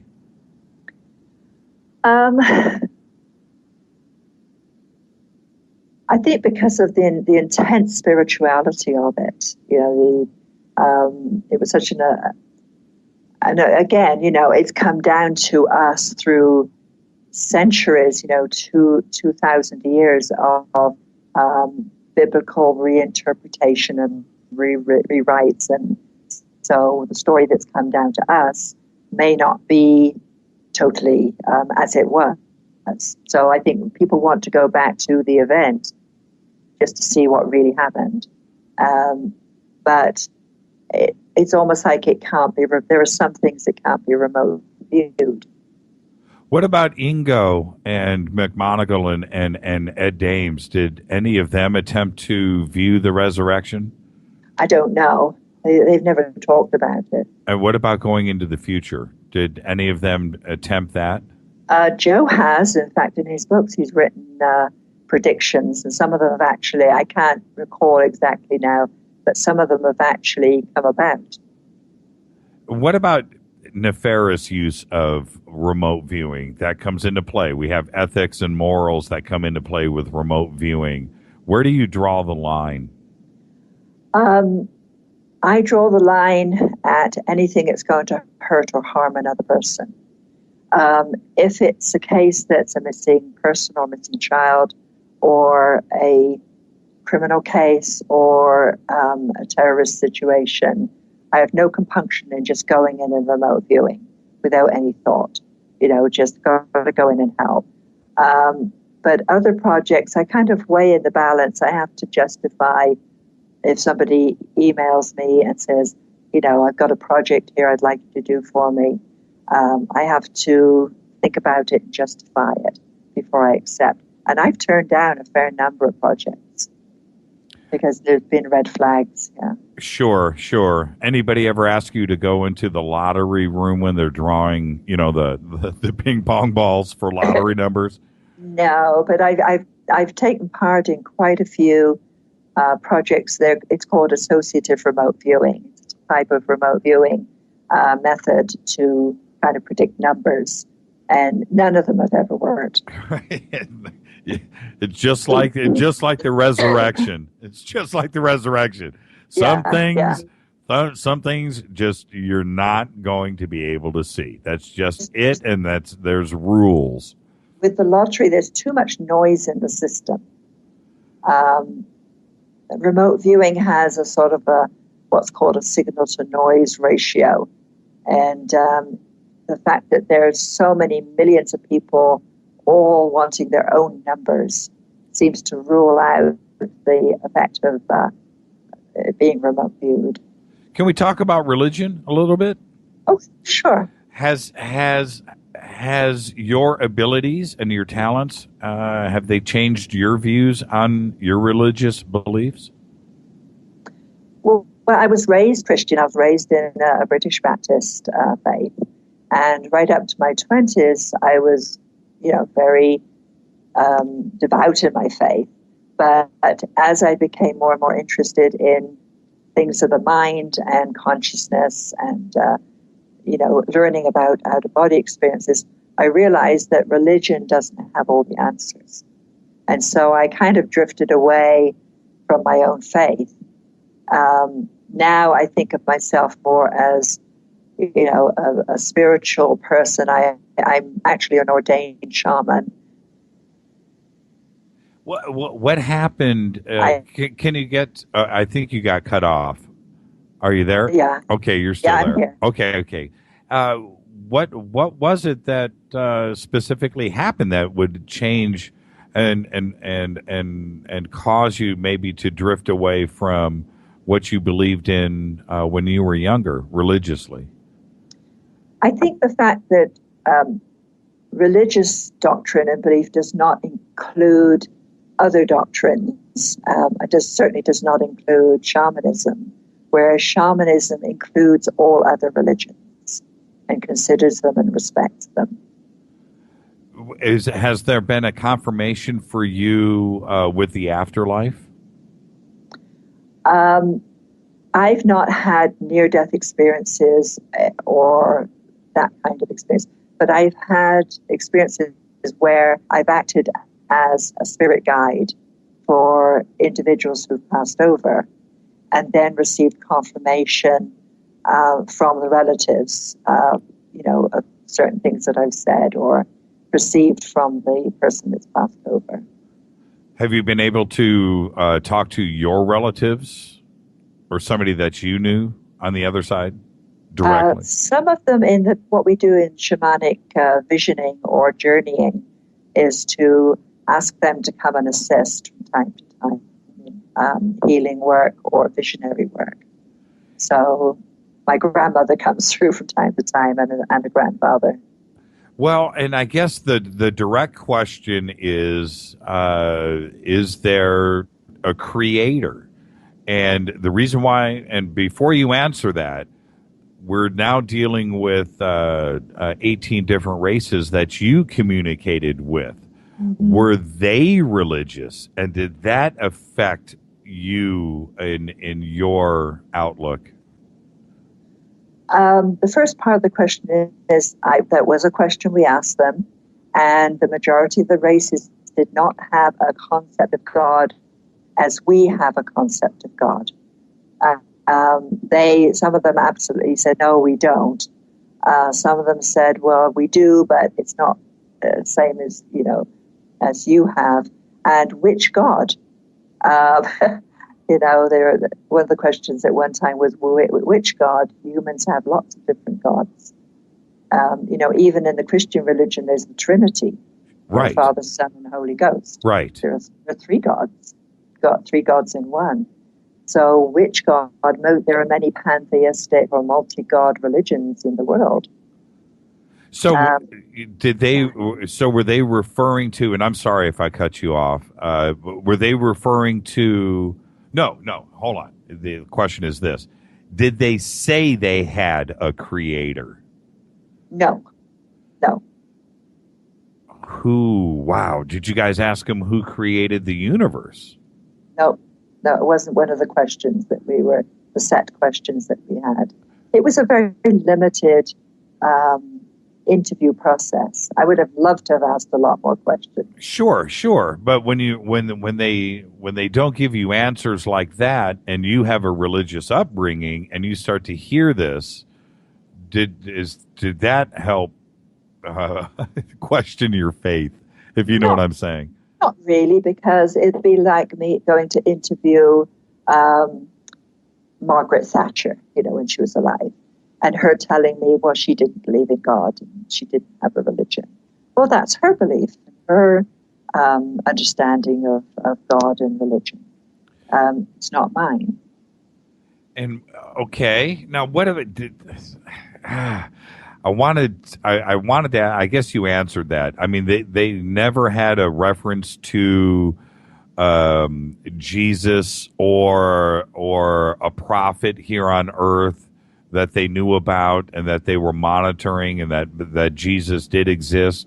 Did any of that come out at all? And did the person that contracted you for this conversation, were they interested in pursuing this? No.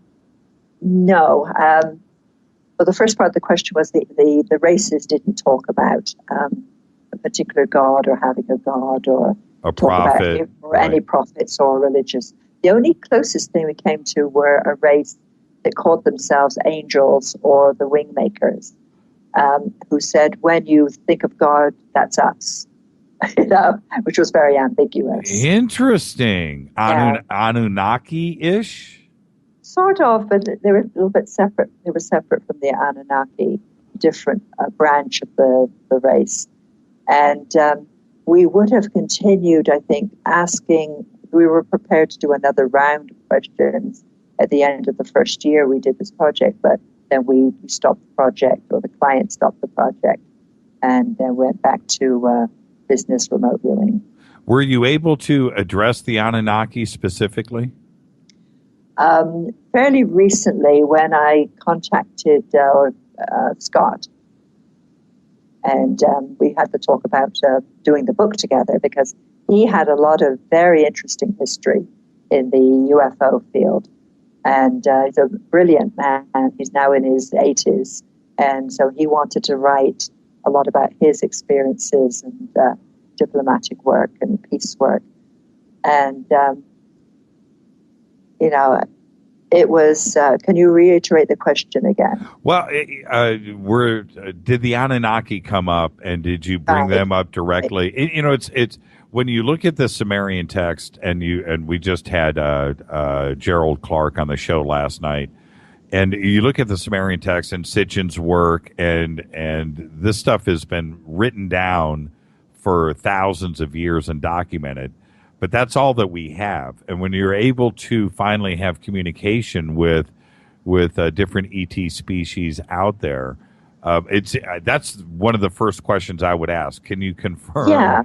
Well, we did actually, because I didn't talk to the Anunnaki through the client's questions, but when Scott and I got together, he and his group said, why don't we talk to the Anunnaki? Can you ask them? And they provided a set of questions. And some of them were about Sitchin's work. And what they came back with was Sitchin didn't get it all right. No. Because the Sumerians didn't have it all right. Don't stop there, Angela. Okay. That's what they came back as.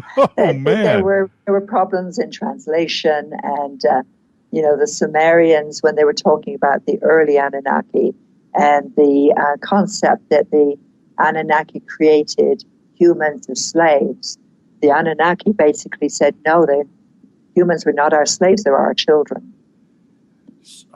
So when you, wow, this is crazy. So when when I say you, I mean you guys in the group. Yeah. When you actually reached out and used the word Anunnaki, you got an immediate response, and they said, "We are them." Right. I don't want to get this confused. Let's not muddy the water here. That's exactly what happened. Right. And they were able to reference did they reference Sitchin directly? Well, we asked. Right. We asked about Sitchin and about the Sumerians, the Sumerian writings, and that was the response that came back. Was that it wasn't all correctly interpreted. Angela, let's stay on this for a second. Did you ask them about the mining of the gold? We did, and they said yes, there was mining. They do use a certain gold for their own purposes, but they didn't force humans into forced labor to mine for gold. There was mining, but they didn't consider humans as slaves, and they were not forced into being slaves. So no genetic manipulation, the cloning of the human race. The human race okay. That they claimed. Oh, they did do that. Yeah. Okay, let's stay on this. Let's stay right here. Let's stay right here. It's in the book. Those interviews are in the book. Yeah. Yeah, this is fascinating to me. So that confirmation was there, and why did they leave Earth? Did they say why they were done? They said basically they had done their work. There was nothing else. They just wanted to leave humans to, progress. And there are some. Now this is going to sound really even more weird. When I was doing the interviews, there seemed to be different Anunnaki at different times that I was talking to. So I would say, is this the same Anunnaki that I was talking to before? And they would say, no, this is a different one. And then one day I was talking to them and I said, is this a different Anunnaki? And he said, yes, this is an earthbound Anunnaki, which really threw me for a loop. So it appears that there are Earth resident Anunnaki still with us today. Yes. Yeah. Any mention about Nibiru? Did you guys talk about Planet X? Yeah, we did ask them, and they said yes, it is in orbit, but it's not going to have a devastating effect on the Earth. Interesting. How does it, when I know I asked you this earlier, but when you're having this constant communication, do you feel good, or are you a little nervous? I'm nervous. I'm talking to, an unknown race.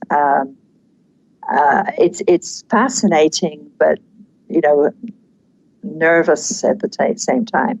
And I asked them one time, how many people do this? Do people contact you? And, and I don't do this all the time. It's only when I'm commissioned to do it. They said it's very, very rare for a human to reach out to them in this way. And they're really surprised when it happens because humans don't do this. Right. When as this relationship is developed with the Anunnaki in your communication, I'm sure it wasn't, one evening. It continued. Were you ever contacted from the opposite direction? No. Did they ever reach out to you? No. Did any of the since the communication that you had with the 18 races, were you ever contacted again? No, only when I reached out to them. Could you do it, not on this show, but I mean, could you do it tomorrow? If I'm tasked with a certain set of questions or an intent, to ask them, I can do that, yeah. And does it have to be, then we're going to move on, but does it have to be somebody asking you when you say task? Does that have to be it, or could it be yourself with your own task? I could, but then what am I going to do with the information? I could write up another book, but I have a life. You know, it's always in the back of my mind. It's on my bucket list, you know, to do more questions and more interviews. But life has been busy, doing other things. You want to take some phone calls? Sure. Let's take some phone calls. Open up the phone lines. 323-825-5045. I have to click a couple of switches here, but we're going to do that right now. 323-825-5045. You can also Skype in Fade to Black 14. We are talking with Dr. Angela Thompson Smith. I wanted to go back a little bit and talk about some of the stuff that was going on with PEAR and PRI. Well, I hate to say back in the day, but it's been, It is back in the day. It is back in the day. And I brought up Nefaris, and what was did you ever feel any negativity that some of this remote viewing could be used for the wrong reasons? That's always a possibility. And I try to use judgment, when I'm taking on a project. You mean use perhaps for a black project? Or, sure, exactly. Yeah. There have been cases where, projects where I've been involved where I have found out after the fact that it's been part of a black project. And I don't like to talk about those. You don't like to talk about those on programs like this or just in general? I'll talk about them in private to individuals. Sure. Yeah. No, I'm not asking you to go there. What I'm referring to is,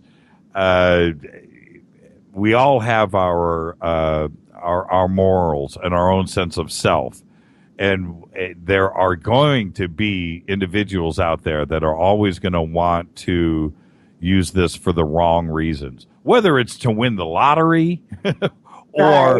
or potentially hurt somebody. Well, I'll give you an example. I had one gentleman call me up, and he wanted me to be part of his team, and they were going to do missing people cases and other business research. And I thought, well, that sounds interesting. He said, we're going to get a whole bunch of remote viewers. We're going to give them all cell phones, and so that I can reach them, when there's a need to do a remote viewing, and we can all be on the same page. And then this individual went on, I was on the phone, he said, I'm going to go to Walmart and I'm going to get one of those family plans and maybe 10 phones, but I'm going to give them a false address so I won't have to pay anything. And I immediately went, no way. I'm not working for this person. So I turned him down. I said, I'm sorry, I'm not interested. Yeah, that's a revealing of character right there. Yeah. Dave C. says, has Angela ever thought that these races or species could be spirits that she's talking to and not necessarily alien beings? That had crossed my mind several times during the year that I was doing the interviews, but I have a track record of remote viewing. I'm 75 to 78% accurate in lab-tested remote viewing. So when I was doing the alien races, I was doing the same kind of work as I do for other interviews. So what I felt pretty confident that these were races. Hi, you're live on Fade to Black. Say hi to Dr. Smith. Who's calling? Yes, hello, Dr. Smith. This is Laird. Hi, Laird. Great show tonight. I have a specific question about your remote viewing. Have you guys done any of that towards different illnesses that we suffer from? I've done some limited remote viewing with diagnostic work, but we have to be very careful as remote viewers because we could fall foul of the AMA. So Okay, I understand. I was specifically interested in multiple sclerosis. Have you had any information on that? Because I've been doing certain experiments myself, and they've been just incredible. I haven't personally. I know there are some remote viewers that do quite a bit of remote viewing diagnostic work, and I do some healing work with the shamanic aspects of my work. But I've gone in and looked at maybe one gentleman that called up who'd had an illness that the doctors couldn't diagnose, and when I looked in at his blood with remote viewing, I saw these squiggly things that were like protozoa, and I asked him if he'd had any problems with Lyme disease, and it seems he had been treated, but I sent him back to his doctor to go and get treated again, and he found out he still had Lyme disease. So I use those kinds of projects. Oh, very interesting. Okay, and I thank you for your comment. Thanks, Jimmy. Thank you, Bye-bye. Laird. All the best. Let's go right to the next caller. Hi, is this Dino? Yes, it is. How did you know? Say hi to Dr. Smith. Hi. How are you doing, Angela? Thank you for your time here.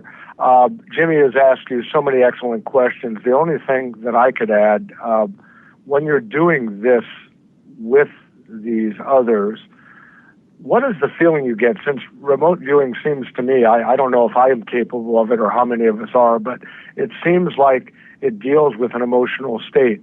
And what feelings do you get from these various personalities of the species you get? Do you feel that it's a warm, loving, it's indifferent?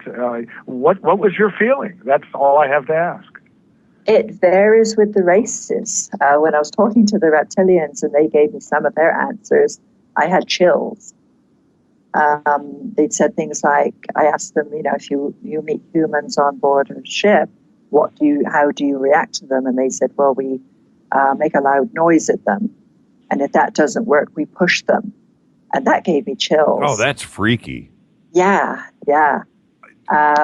Others were very warm and fuzzy. The Rao were kind of a warm, fuzzy kind of race to talk to. So they did say that they were abducting. Yes, and the greys, the small and the large greys, consider the abductions to be beneficial to humans. Interesting. Yeah.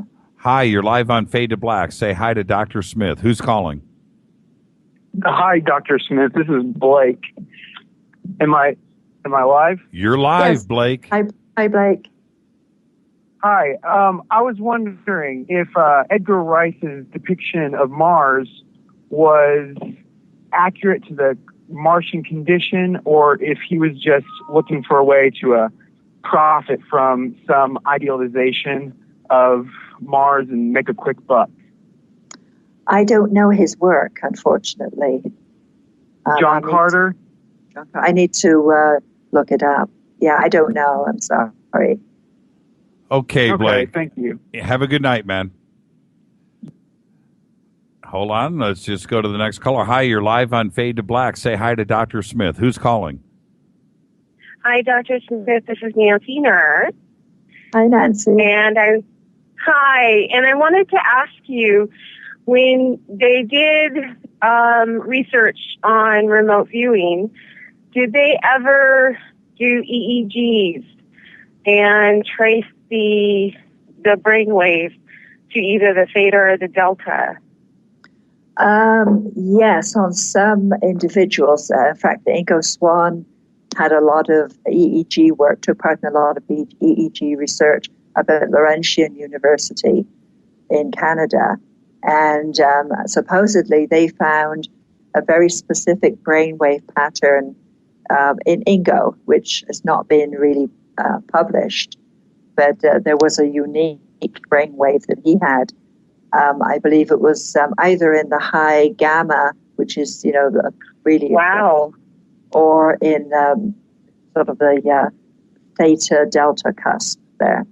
That some of us took part in a project a few years ago. We were wired up, for science and did some remote viewing, but that research was never published. So I have no idea how we did. Wow, I so much appreciate that. From one nurse to another, I so much appreciate your candor and your expertise. And I so much appreciate you being on tonight. Thank you so much. Thank you. Thank you, Nancy. Okay, night. Have a great night. So, Angela, so you're saying that you had EEGs done to you as well, but you don't know those results? Right. I took part in, there were about a half dozen of us at one of the conferences that agreed to take part in some remote viewing research. And we had three conditions. One was when we were wired up. One was to look at just a picture and do a project from the picture, just looking at it. One was to do one from just imagination, and then to do one from a hidden picture target that we were shown. And I hit the target, but after the fact, we were never shown the results. And when I inquired, I was told the data had been destroyed. Have you been involved in any criminal work? Yeah, quite a few criminal cases, including a colleague who was looking for his buddy. It was Robert Knight. Oh, the Las Vegas case. Yeah, the Denver DJ murder case. That is a, you know what? Can we talk about that? That is a phenomenal. When, well, actually, we'll back up. I'll let you tell everybody what the case is about. But Robert sent me all of the original news, the media reporting on it. Yeah. And when I read through that, now I do remember the case, and he just like refreshed my memory, and I was like, oh yeah, that's right. And that, I mean, the hair stood up on the back of my neck. It is one of the most phenomenal cases ever. And I'm gonna hand it over to you. What exactly happened? It was a murder case, wasn't it? It was. It was a DJ who was living in California and who went missing, and he had been shot. They've taken on board boat to go around Catalina Island, and during that time he was shot and pushed overboard by a colleague. And Robert, he was a friend of Robert's, and Robert had been missing this friend for about 4 weeks. So asked myself and some other remote viewers to see if we could find out, where his friend was. He assumed his friend was still alive. And we came back with information that, the body was in the water. And weeks later, a body was fished up out of the water.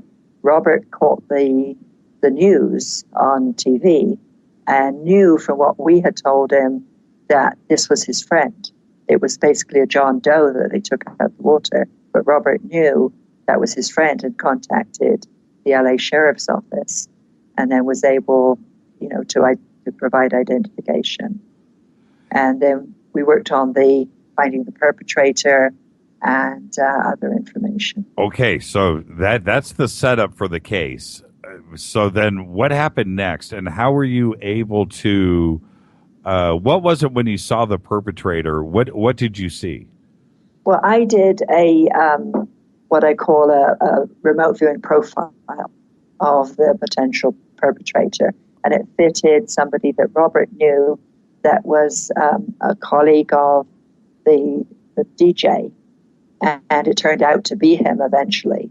That he'd left the scene and gone to Montana, where he was picked up through other identification. And I'm not going to let you get off that easy. This is a very fascinating case. And if it wasn't for the remote viewing, then John Doe would have potentially remained a John Doe. Right. Yeah, because the body was unrecognizable. He'd been in the water for some time. And did you remote view the perpetrator? We don't need to say who he is, but or who he was, to Montana? No, after the fact, when he had disappeared, we did trace him down, as I mentioned before, to Tortola Island, and gave a description of the island, etc., to Robert. But after that, the guy got away, to Montana, and we were off the case by then. Do you think for any doubters out there and skeptics, this is one of the cases where you could, almost in court, present it as validation for all of your work? I think so. The LA Police Department said, that the remote viewing, if they hadn't seen it, they wouldn't have believed it. They actually had been briefed on remote viewing by somebody high up in the remote viewing field some years ago. So they were all sort of primed to accept, remote viewing information. But they said it was sort of unique. And they said, once your mind expands, you can't go back. Well, and I read what the LAPD had said about the case, and it was just like, you need this finally in an official capacity to come out and say, look, this is real, and this case was solved because of the hard work that came out of Las Vegas. Right, and it was so validating to have, and so brave of those individuals to come out and have their comments printed in a public newspaper. And I have to say, how did you and Robert talk after all of this was solved? How did he feel emotionally? I mean, obviously you don't want to have your friend dead, but to have the case solved, how did Robert feel? Well, we couldn't talk about it for 6 years for a start, while the case was going through the court system. But once he was charged and, convicted, then we could talk about it. And Robert was thrilled that we had actually validated it with remote viewing, validated the case. Again, it's one of the most incredible cases. I have to get these links up. Do you have the links to the case on your website? No, but I'll send them to you. You should. And the audience is listening to us right now going, I already know what they're doing. They're like, oh, man, what's he talking about? And when I say my hair stood up, I had one of those aha moments, and I'm reading this, and Robert is like, hey, man, so what'd you think? What'd you think? And that is the most amazing thing I have ever read. And it's just an incredible case, and it's real, it's fact, and it happened. Yeah, and validated by a police department. That's my point. Yeah. Yeah, absolutely. Now, back to your website. How do you teach your classes, and who do you accept? I accept most people that inquire. I talk to them at length. I kind of Google them a little bit, make sure that, I'm not taking on anyone that's, underage or has some major problems. There are some people that I don't accept, because it's a very strenuous process and very mentally taxing too. What I do is I don't have set classes. So I wait until I have a number of people that either in this area where I live in Nevada or around the country, or I go over to Scotland every year or so. And then I'll put a class together. It's a set class. I've got 3 students this week here in Nevada. And I take them through the 5-day course for CRV, and then there's a 3-day course for ERV. Somebody just tweeted, this is from George, and I meant to ask you this earlier. It's funny that it just popped up. Did the movie Men Who Stare at Goats, did it tarnish remote viewing and the way that the public looks at it? I don't think so. I think people were in two minds about it, either that it was just a movie, when another one of those made up things, or a fascinating insight into the remote viewing history. Well, when you watched the movie, did you say, "Okay, this is all real. This is exactly how it went down"? No, I went and checked out with various members of the RV community, and they said, "Well, it's based on fact." So, you can take it from that. Okay. When did you hear about the Malibu underwater base that we discovered out here? I did. I saw that on the internet. Okay, you saw that. Fascinating. Did you check it out yourself? Or is that something that you didn't look at? I haven't looked at it. I've just been fascinated by it, but I haven't had the time to go and do a remote viewing and go and take a look. Well, if there was ever an example of something that needed to be looked at, it's certainly the Malibu base. Would you be willing to undertake that challenge later on? Yeah, sure. Just send me an email. Let me know. I'd be happy to do that. Yeah. Ed Reardon. Do you know Ed? Did I ask you about Ed? I think you'd asked me, and I know of him, but I don't know much about his work. Well, when I watched him do the viewing, I have to say, and I think I told you this, but I knew in the envelope, the target was one of the pictures that we had published on the net. Now, I knew that going in. Obviously, Ed doesn't know what's in the envelope. Yeah. But I do, and the picture is so famous. It's something that I've seen so many times. It's been out there all over the place. And it's like right burned into my frontal lobes, if you know what I mean. It's something that I'm very familiar with. And as I'm watching him go through the stages of the viewing and zero in on something, because, Angela, I know that what is not in the envelope is a picture of a car or a picture of a box of cereal. I know I know what's in there. And I'm watching him zone in on this. It was scary and fascinating at the same time that somebody actually has this ability, and the ability is real. Yeah. I've seen that too. People getting a coordinate, an alphanumeric, and a blanket, an envelope with a target in that they can't see, and doing a session and getting all this amazing information. Well, when you have coordinates, mm-hmm. You have hard coordinates, longitude and latitude. Oh, we don't work from latitude, longitude. It's what they call an encrypted coordinate. It's just an alphanumeric. It's just a series of random letters and numbers. Have you ever worked with hard coordinates of longitude and latitude? Once or twice in my life, but not on a regular basis. Because there are people out there who know the latitudes and longitudes, and they can tell you, oh yeah, 0 is London Greenwich Mean Time. Right. So it would be almost like cheating. I'll say it. I'll too say much it, information. Right. I'll say it out loud. It's okay.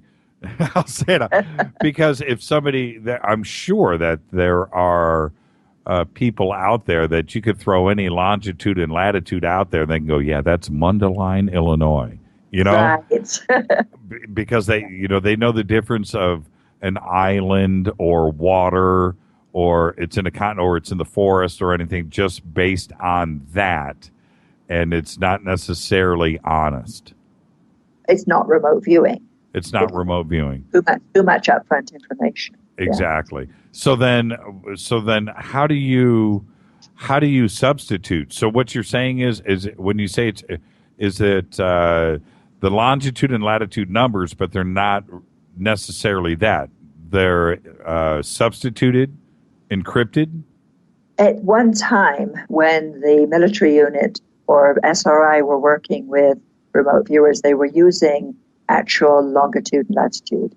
Then somebody came along and said, I could tell you where that is. So they encrypted them. They used latitude, longitude into the computer and came out with a random series of letters and numbers. Now what we do with targets, particularly picture targets, is I go into the internet and print off a whole bunch of random letters and numbers and assign those to the target. And it works. How it works, I don't know, but it works. Interesting. It's got to be the power of the ether.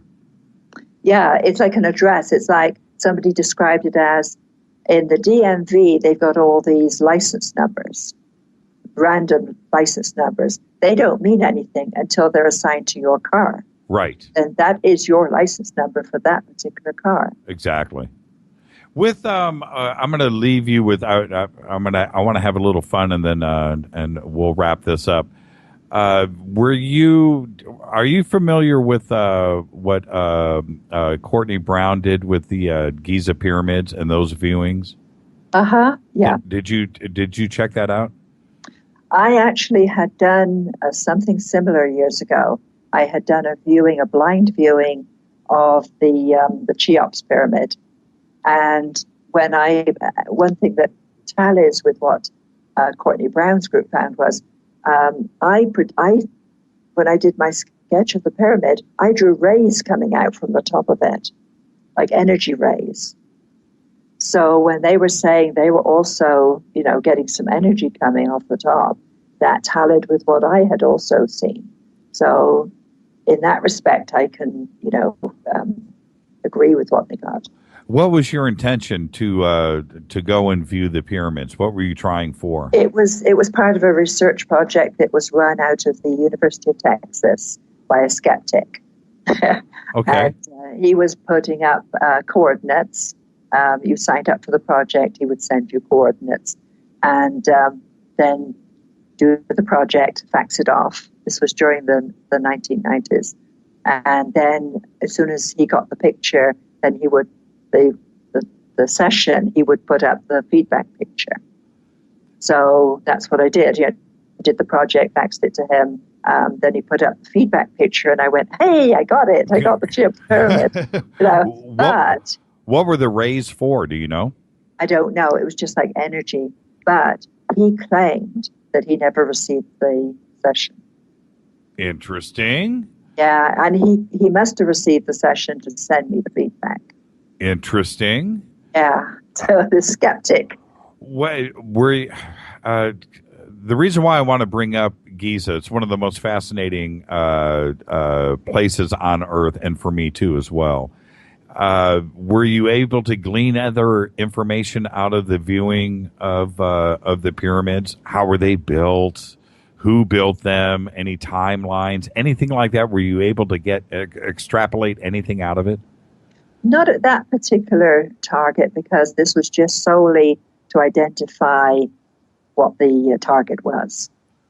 And I only went up to, I think, what's called stage 4, which was identifying and not getting into any advanced information. Would you be able to go back and remote view back that far? I know we talked about the resurrection, but would you be able to go back and maybe see how the pyramids were built? Do you have that ability? I do, and many others do too. The problem is front loading. If you get too front loaded with information, then you don't know if you're remote viewing from your imagination or it's really, unknown information. Well, how do you go about it then? Usually, a lot of projects that I do are what are called blind, which means I have no upfront information except a coordinate or something very minimal, like this is a structure, this is an event, describe. So that's the standard in remote viewing. I can work from some front loading, but minimal front loading. And for our listeners, when you say front loading, exactly what are you referring to? Upfront information about the target. Such as, would it be the building of the Giza pyramids? Is that too much front loading? Well, when you say Giza pyramids, that would include everything that I've read about them, Right, my whole information base that I've accumulated from TV and books, and so I'd have to be very, very careful in that kind of viewing to be very specific about what I'm viewing.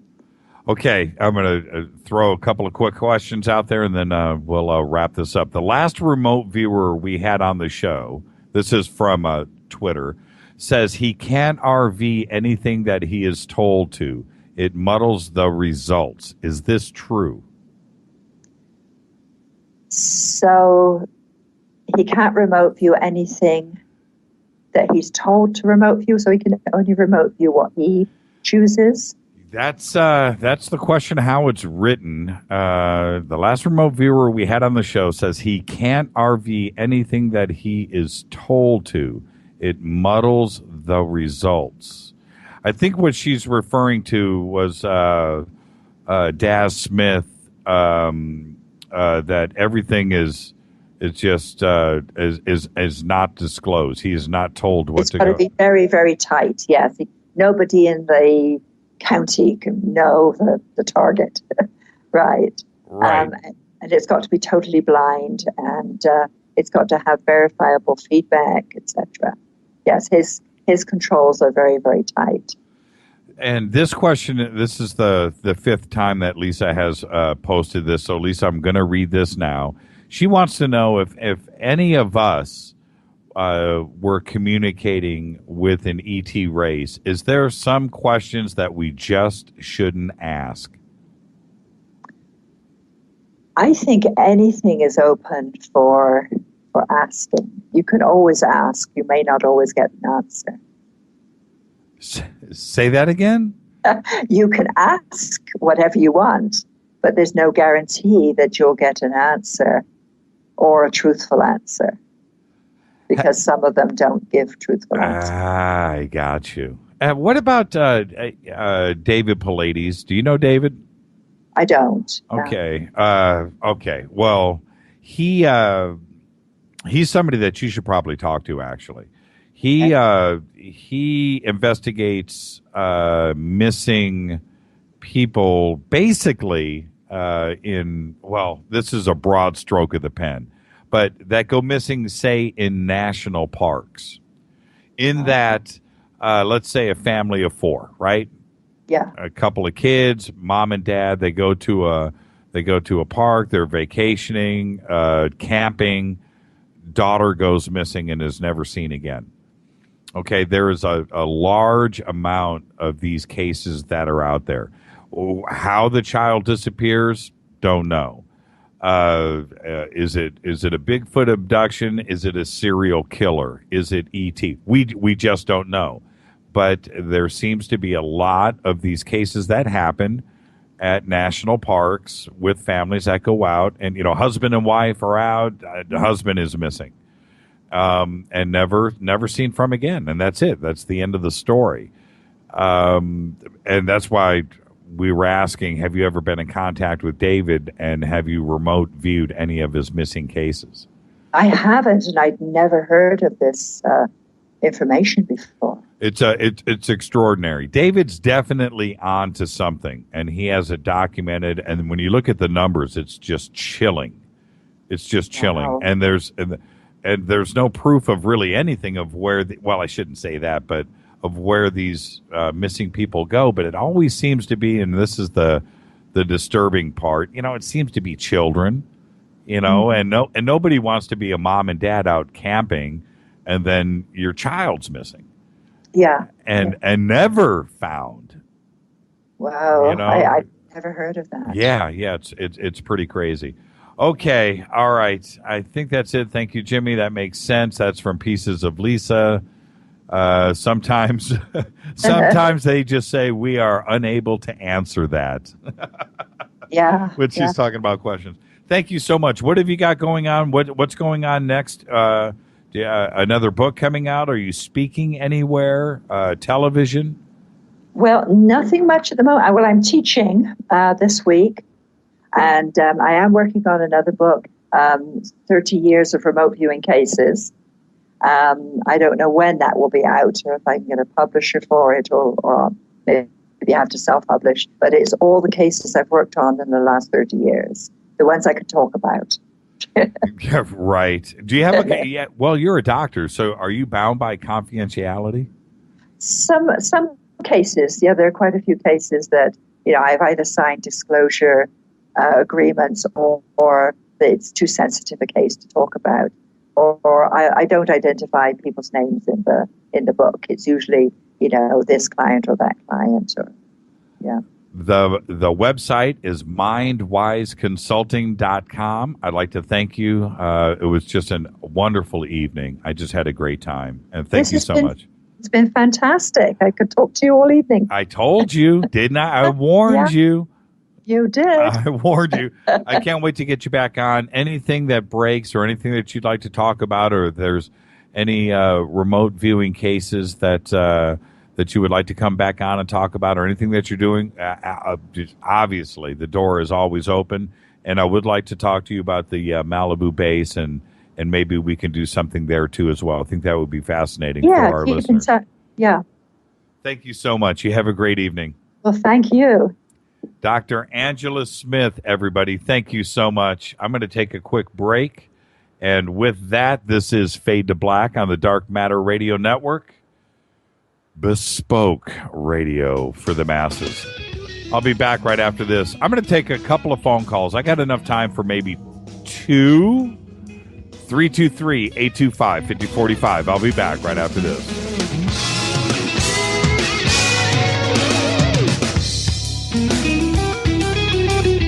Hi everybody, this is Rob Halford, the Metal Guard on JimmyChurchRadio.com. What's up? My name's Brian Taylor, Ninja Badass Extraordinaire, and this is JimmyChurchRadio.com. JJCR in your face. JimmyChurchRadio.com. On the Dark Matter Radio Network.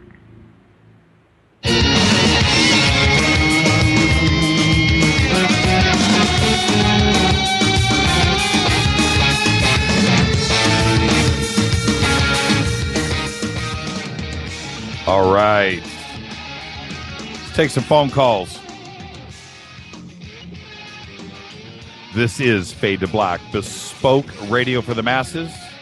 I'm your host, Jimmy Church. We're only on the Dark Matter Radio Network. Oh, I love remote viewing. I wish I could. Hi, who's calling?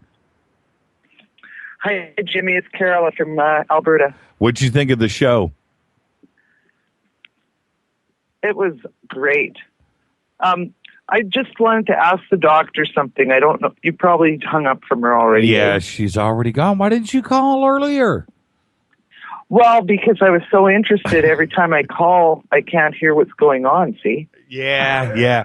You know, I realize that's the case with this show, and with iHeartRadio and so many people are listening on their cell phones that they can't necessarily call in. I get that email every single day from somebody. Dude, I want to call in. I got to figure out how I can do it.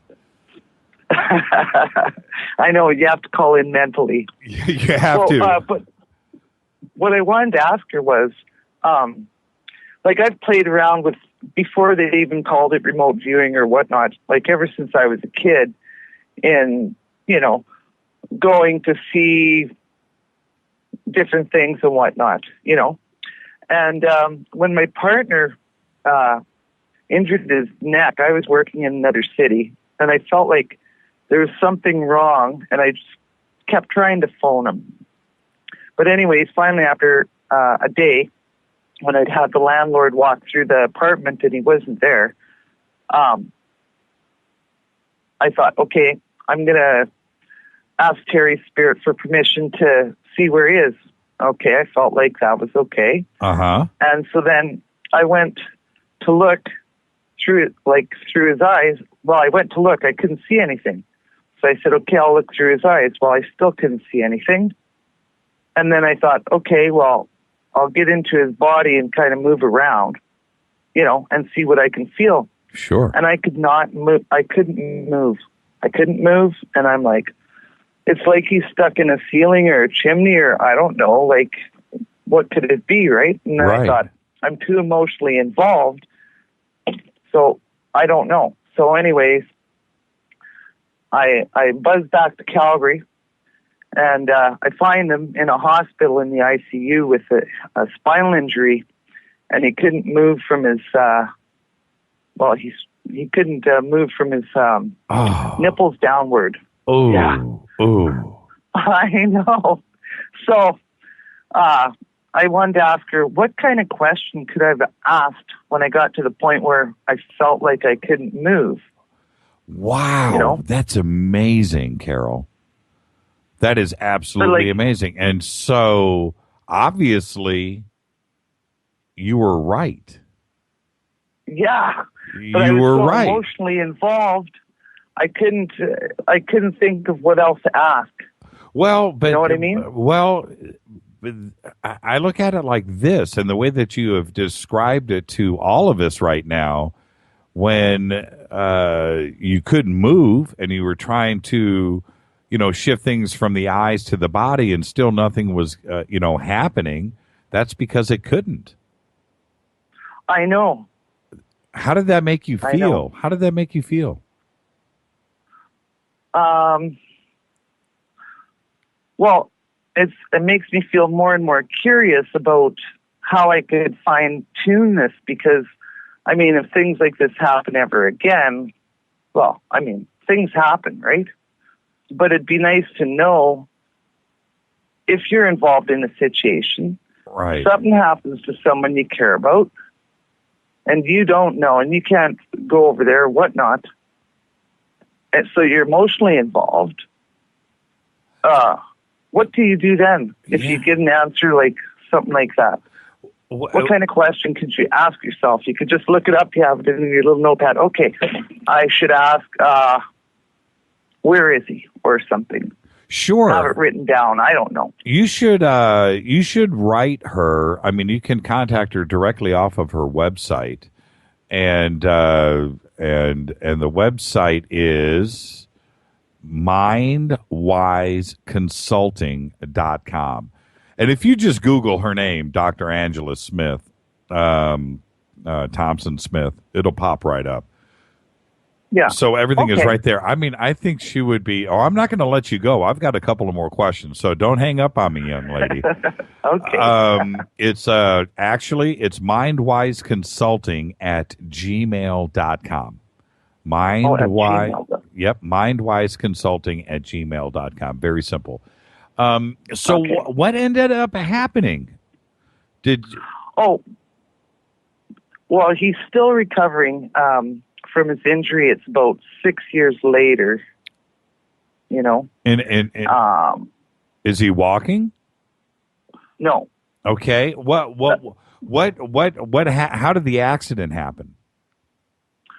He was on a bicycle on the bike path in April, and so it was spring weather, and yet at nighttime the water was freezing. So then the sun would come and it would shine everywhere except for in the shade. And he come along this bike path, and 5 people come around the corner, all spread out. So he slammed his brakes on, and he was on black ice without knowing it.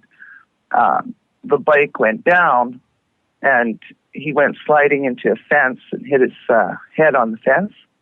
And as soon as his arm came over his head, he realized, I'm paralyzed.